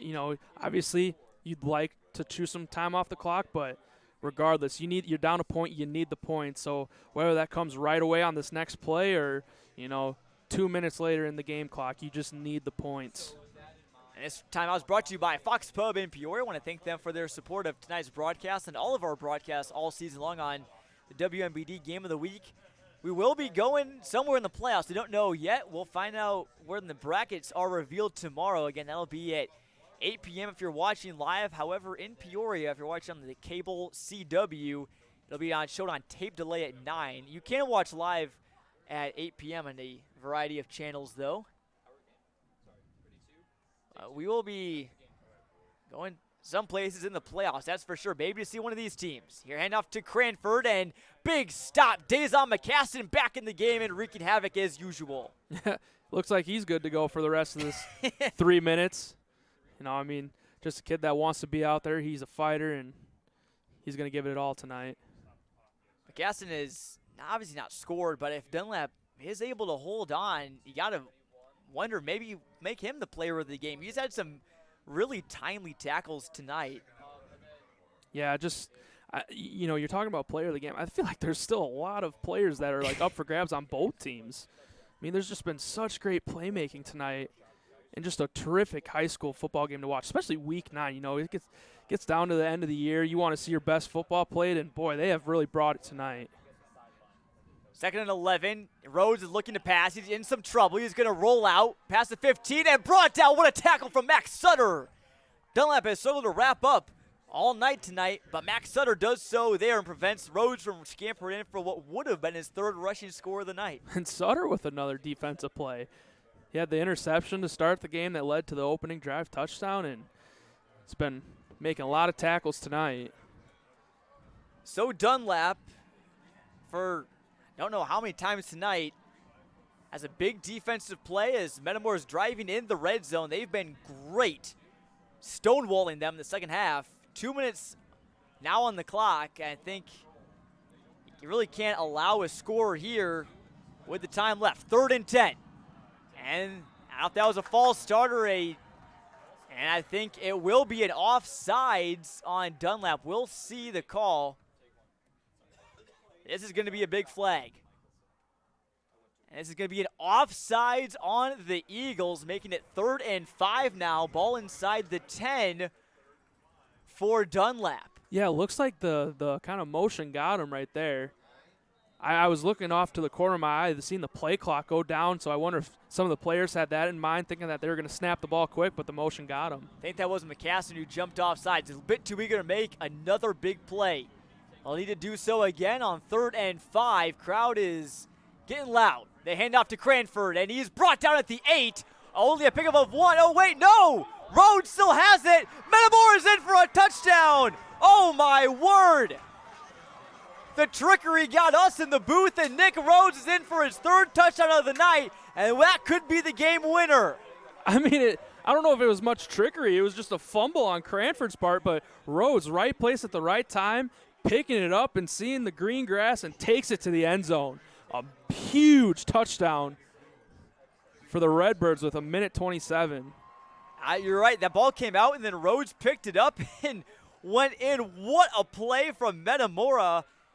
That could be the one that brings them back here for their first round of the playoffs next week. Still 1:27 to play, though. All right, they did signal touchdown after scoreboard did an update for a second. Yeah, the one thing I was thinking about is can, they progress a fumble on the play. And they can. So here's Metamora now for the all-important 2-point try. This is big because if they don't get it and Dunlap scores a touchdown, they'd win the game. They give off to Evan Kyle. He's running left. He's getting strung out to the pass. And he's brought down, so a 2-point conversion stop for Dunlap. But they allow the touchdown. They force the fumble on Cranford, and then Rhodes picks it up. What a heads-up play. Dunlap so close on that drive, but that is an absolute killer for them as a team that's trying to build some momentum before the playoffs. They need to come up big on offense. They have one chance left. They had so many 4th down stops earlier tonight, but the one time they really needed it, they couldn't get the stop. And, yeah, just now with 1:27, there's still time, get out of bounds will stop the clock. First downs will stop the clock. They do have two timeouts in their back pocket, but it's going to be a daunting challenge. But they have the weapons to complete it, with Munoz, Oldham, Netters, Max Sutter on the receiving end. They can do it. I think, it's not really a question of can their quarterbacks get it down the field, because they certainly can. It's a question of can their wideouts, maybe catch a ball in stride. Can Munoz burn them? Can Marmion burn them? Can they maybe, make a play, and can Munoz juke someone out? Who knows? Dunlap is a team well-equipped for a big play, but they don't have much time. They do have 2 timeouts, as does Metamora. And just like, Dunlap's defense really hardened up in the second half, so is Metamora, so they're going to be out there ready to just clinch this game. Dunlap scored 3 touchdowns in the first half. They've been shut out in the second. They're going to need 1 to win here tonight. Here's the return from Drew Thiel. He's rustled down at the 25. Great special teams tackle from Metamora. Looks like that was number 57 for them, Kevin Barker. 4. Or I should say that was for Wes McNeil in on the tackle. That great pursuit, getting to the ball carrier right away, so he had nowhere to go. So 75 yards and 81 seconds. What can the Dunlap Eagles do? Is there a legacy drive incoming for Johnny Bargan and the Eagles offense, or does the Metamora defense hold strong and preserve the victory in front of their home crowd in Week 9? Redbirds fans are getting loud. Here goes Dunlap in a 4 wide receiver set. Bargan, he's looking for Max Sutter, and there was a hold right there, and there was a flag down as intercepted. That's going to be coming back. Max Sutter got held. As it's going to be a flag on Metamora. What a hectic play right there. Bargan kind of assumed Sutter was going on the go route, but I don't know if he was kind of working back to the sidelines, but he just stopped his motion. But, yeah, it looked like he might have gotten held on that play leading to the interception. How about that? A pass interference on Metamora. You can see Sutter's jersey got pulled back, and there was some miscommunication there. Obviously, Sutter wasn't really near the ball, but that'll move it up to the 40-yard line, 15-yard penalty. So Dunlap stays alive. 2 timeouts left, 60 yards to go. That helps them out a bit. We don't have, official statistician with us, but man, we do in front of us. He's keeping good stats from Metamora. We've gotten good ones from the Redbirds all season long, but back to your point. Anyway, there was a lot of pass interference calls tonight, so I'm just really curious what the penalty yardage looks like on that. 1:16 left. Here's Bargan back in the shotgun again. He's looking deep again. He's looking for Will Rankin, who tried to dive and bring it in. That would have been a massive grab, but it was just too far for him. A great ball from Bargan. Yeah, good effort by Rankin on his end, too. Just not much more he could do with that one laying out for it. And, I think a common thing is that on this drive, it's straight air. I don't really see them running the ball. They have the ability to, with 2 timeouts. I don't think they completely go away from it or have to, but I think they're more likely to air it out. Oldham is in the backfield, so he's likely just going to be a pass protector. I think the Eagles will pass on this play, and there's going to be a timeout called by Metamora. This timeout will be brought to you by Fox Pub. Oh, and I believe this is the first game this season that we've seen on the WMBD Game of the Week in which there's been an opportunity for a game-winning drive with less than 2 minutes left. There's been one other one, as our Josh Messenger, our director, says. We've had some close ones. Normal West and Peoria High was a close one last week. Washington Kankakee was a classic back in week 2. I think this has been one of the best games so far that we've seen. A lot of people are talking and saying, Washington Morton's the game to watch. Dunlap Metamora, not so much. But this game so far has been the better one tonight. It has been, and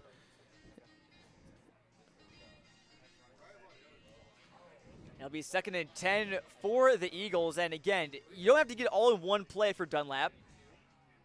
You got 2 timeouts left, so you can afford to go in the middle of the field. You just got to make sure you hurry it up and either hike the ball or spike it. One thing you can't do here is take a sack. Offensive line has to keep Johnny Bargan upright and in position to make a deep throw.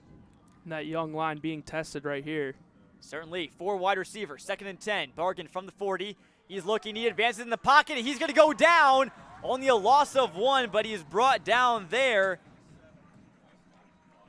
57 for Metamora. Kevin Barker, who we just mentioned a second ago. That's a loss of 1. We mentioned Linus to keep him up, and Bargan had to scramble there. Yeah, great play by Kevin Barker, and forces a Dunlap timeout. Kind of want to get their ducks right here. So just 62 seconds left. 3rd and 10. Obviously, you have 2 plays right here, so you want to get as close as you can on this one. Have your 4th play set up. And this timeout is brought to you by Fox Pub in Peoria. Both teams have 1 left. Cranford of Metamora was slightly shaken up after that play, but he's all good. Will stay in the game. 3rd and 10 here if you're Dunlap, Owen. You can't get too ambitious and just go chuck it down the field because you still got you have to complete the pass, and then you also have 4th down as well. If you make it a 4th and short, I think you probably are still passing the ball, but no need to get too ambitious. There's still time on the clock if you're Dunlap. Yeah, there is, and as we've said, a sack would be killer too, but even I feel like an incomplete pass too. You need something right here. Definitely looking at number 8, Gabe Munoz on this play. He's in the slot, lined up slightly behind Will Rankin. Bargan looking on the screen. He's got Oldham. He gets past the tackle. He breaks another one, and this is close to a 1st down. I believe he got it. What a play by Jackson Oldham out of the backfield, and it's 1st down Eagles with under a minute to play. Yeah, great job just using his strength to get out of that first round of tackling and push it right past the sticks and keep the drive alive for the Eagles.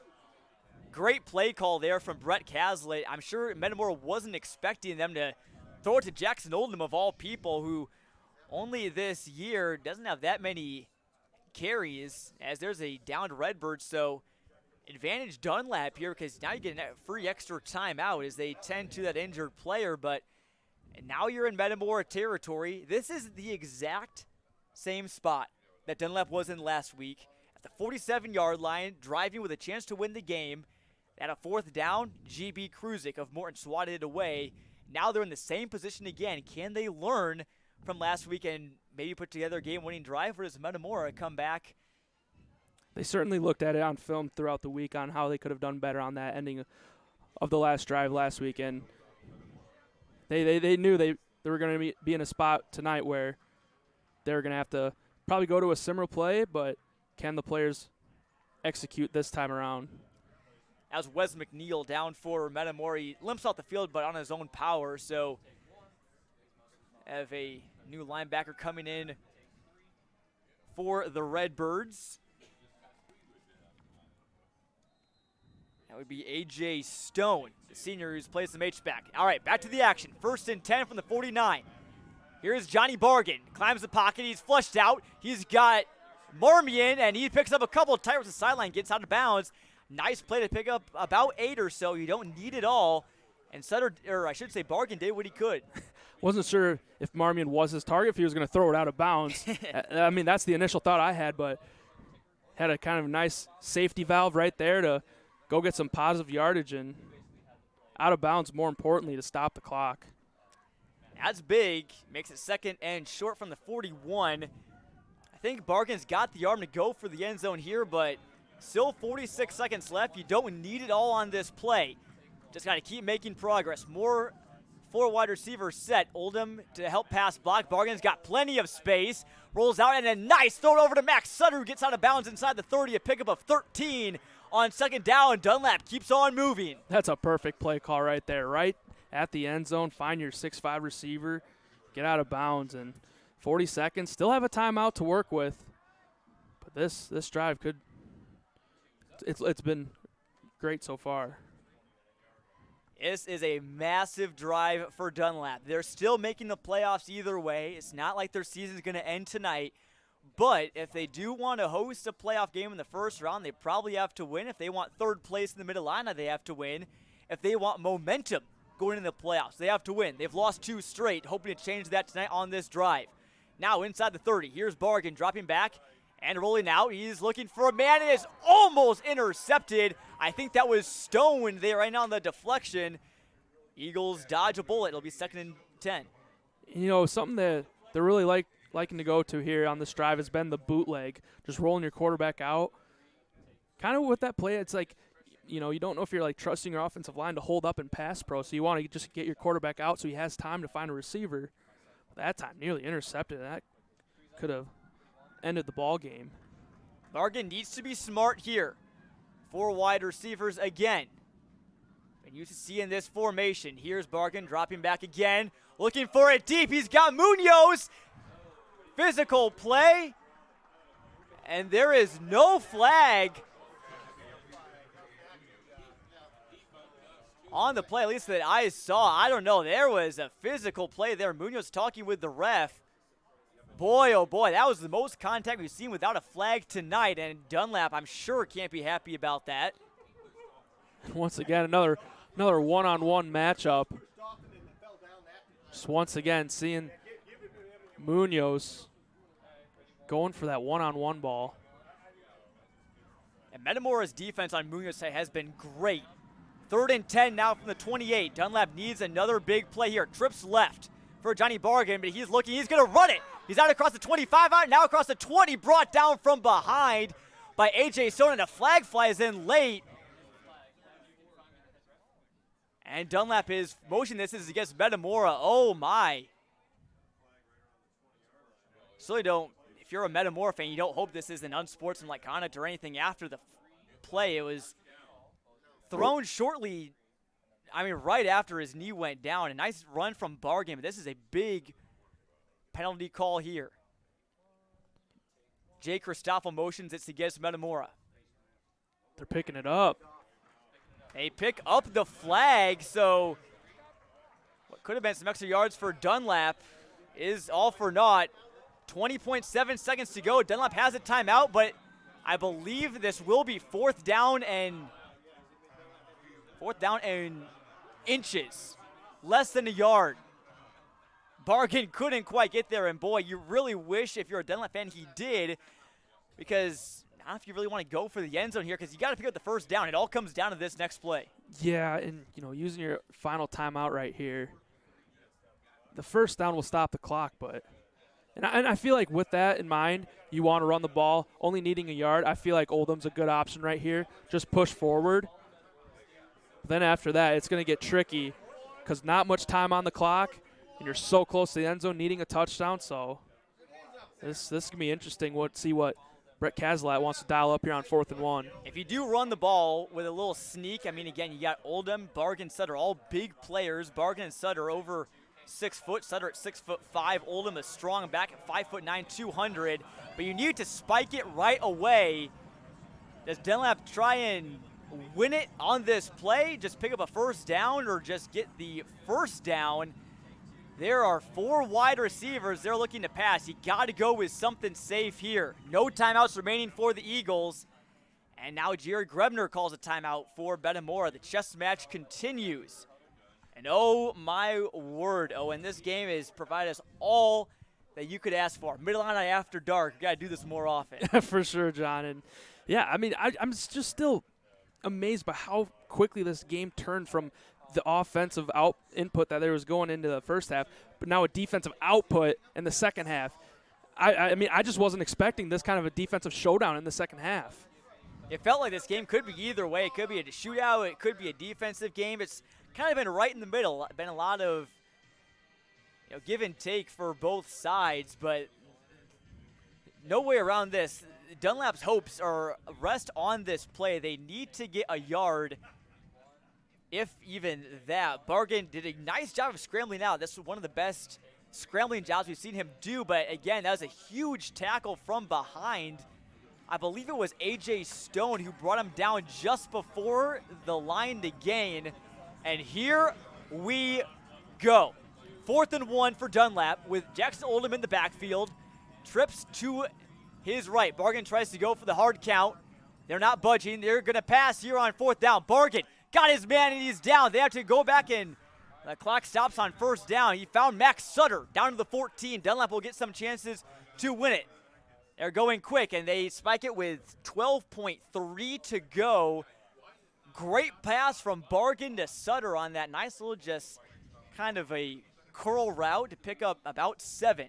Yeah, I mean, you only needed a yard, but just go for the sticks, and he got it. And wasn't much for coverage right there on the near Sutter, making it easy kind of passing lane for – Pathing lane? Pathing lane, yep. It's been a long night, John. It all comes down to these next couple plays. Dunlap has time for 2, maybe 3 if they can go quick. Bargan drives back. Is this the game winner? He finds Sutter to the outside, down to the 3-yard line, and out of bounds with 7.1. Dunlap will have 2 chances to win it. Finds Max Sutter again, quarterback, wide receiver, linebacker, you name it. Max Sutter came up huge for Dunlap. And this next play, it's either got to be end zone or out of bounds. Anything short, the game's going to be over with just 7 seconds on the clock. It's worth noting it is 3rd down, so they do have to get at least a yard if they want 3 tries at it. Dunlap can win the game with 7 seconds left and cap off this drive with a touchdown. Bargan looking to throw, and he's throwing down. Is he inbounds or did he get out? The clock has expired, and Metamora has won the game. The Eagles can't get out of bounds, and that appears to be it. Dunlap is stunned. They cannot believe it. The referees are leaving the field, and that's the final. A game that ends in heartbreak. For the Dunlap Eagles, they dropped their 3rd in a row by the skin of their teeth, and Metamora will take a 5-game win streak into the Class 5A playoffs. That's just a huge, huge win for the Redbirds, and on the opposite side, just a crushing blow to the Eagles. They came up just so short. What was it, like the 5-yard line? I mean, it was so close to just finding a way back in the left-hand column before the playoffs, but Metamora says no way Jose tonight and gets the huge W. Unbelievable game here at Malone Field. Duncan, one of our folks, will be back to put a bow on this one and recap all the action from this. Metamora wins 26-21. Back after these messages. What do you want in a used car? Take your choice during Uftring's Used Car Super Sale. How about great gas mileage? Local trade-ins. A certified warranty. The deals are everywhere at every Uftring Auto Group dealer. Uftring, serving you since 1982. Mushanti Heating and Cooling specializes in commercial and residential heating and cooling services. We're a Tempstar dealer but service all makes and models with products that always provide you the best solutions. Give your local experts a call at Mushanti Heating and Cooling. The Fox has become known for some of the best British and American pub fare around. And for you craft beer lovers, we have 25 ever-changing draft handles. Whether it's lagers, IPAs, stouts, or ciders, the Fox has something for everyone. Join us at the Fox Pub in North Peoria. You dream it, we'll deliver it at Academy of Screen Printing and Awards. Your promotional goods delivered on time, every time, with a local trusted team here for you. Stop in and see us at Academy of Screen Printing and Awards. And there's the scene in Metamora. The Redbirds are running to the bird's nest, the student section, to celebrate a massive 26-21 victory over the Dunlap Eagles. And what may have been one of the best games in the entire Mid-Illini season. They hold strong and stop Dunlap's scoring, or attempted to be scoring drive in the last minute and 21 seconds. The Eagles ran 11 plays in the span of about a minute and 15 seconds and got about 65 yards or so. Just could not cap it off, Owen. Yeah, you got to feel like Dunlap just ran out of time right there. They were driving.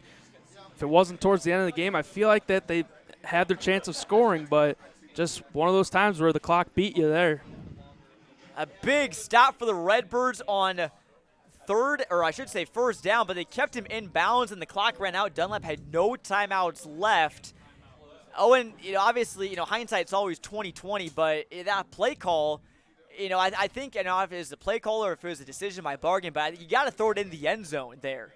Yeah, end zone or out of bounds. I don't remember which receiver got it. Was it Munoz? I believe it may have been Sutter. I couldn't really tell. Regardless of who got it, he was still well short of the out of bounds, and you could tell he was fighting for his life to try and get out of there. But great awareness by the defensive backs of the Redbirds to keep him in bounds and let the clock run out to zeros. You saw him trying to get out of bounds. He was so close. He reached the ball out. Obviously, you have to go down out of bounds. Reaching the ball out, I don't think it really matters that much. But again, if the Eagles had one more timeout, they could have ran another play. You never know what could have happened. They could have scored. Metamora could have made another stop. But again, we talked about the Dunlap defense all night tonight. Metamora's defense is the one that won this game. They pitched a shutout in the second half. Owen, in your opinion, how'd they do it?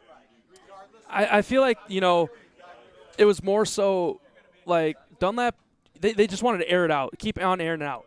On first, second down, that was setting up third and long, and that's really hard to kind of get out of that situation. So I feel like, they were in great third down passing attack where we saw Ty Dykes rush after the quarterback. That was huge for them. But also, just digging deep and finding a way to, make the stop when it counted. Certainly, and what a game it was. The first half was back and forth. It started with an interception by Max Sutter that was nearly a pick six, brought down at the 1. Jackson Oldham punched it in for the first touchdown. Then Nick Rhodes from Metamora bounced back from that interception, ran in for 2 scores. Then Kendall Netters on the next play ran for a touchdown, made it 14-13 Dunlap. And then Metamora made it 20-14 after a touchdown from Jadon Cranford. And then right before the half is that 12-play scoring drive that was capped off with a Gabe Munoz touchdown. At Dunlap, they had a lot of drives that resembled that one that were long, took up lots of periods of time, but they just got so close and couldn't finish it off. And that, Sally, that's been a common trait for the past 3 weeks.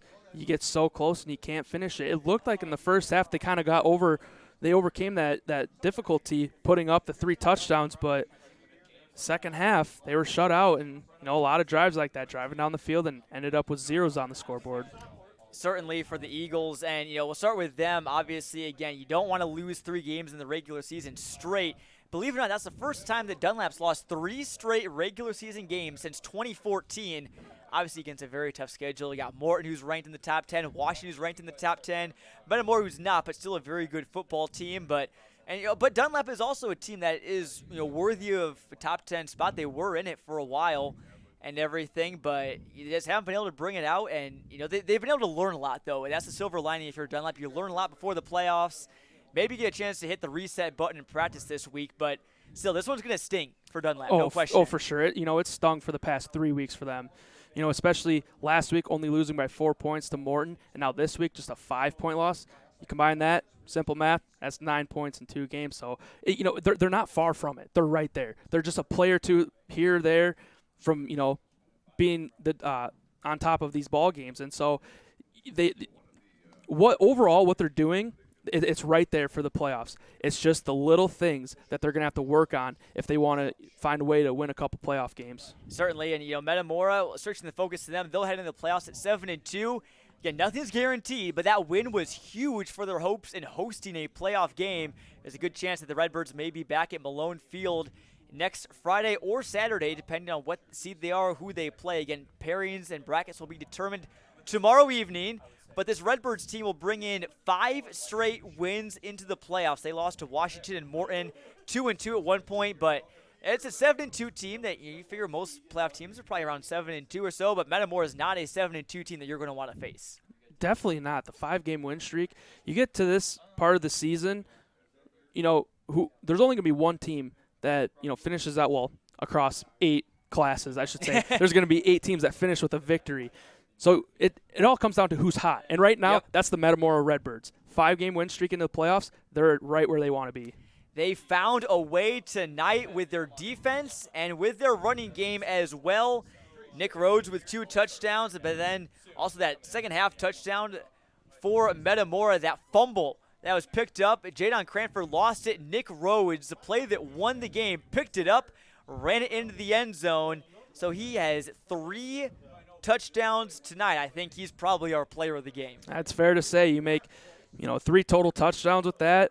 It's an easy choice for Nick Rhodes. Including the game-winning one, the senior quarterback, and all the Redbirds play a massive part in a regular season-ending victory here tonight. And that will also wrap it up for our WMBD Game of the Week. A huge shout to all of our hardworking crew at Clutch Sports Media, our camera operators, Robert Brown, and we also have Matthew Schmidt helping us out, some of us for the first time, and also Michael Savoy doing a great job running our end zone camera. Our producer, Patrick Huber, doing a great job at the sticks tonight. Josh Messenger, our director, switching all the cameras. Owen Dimple, my broadcast partner. Ethan Carboni as well. Got some social media updates for you.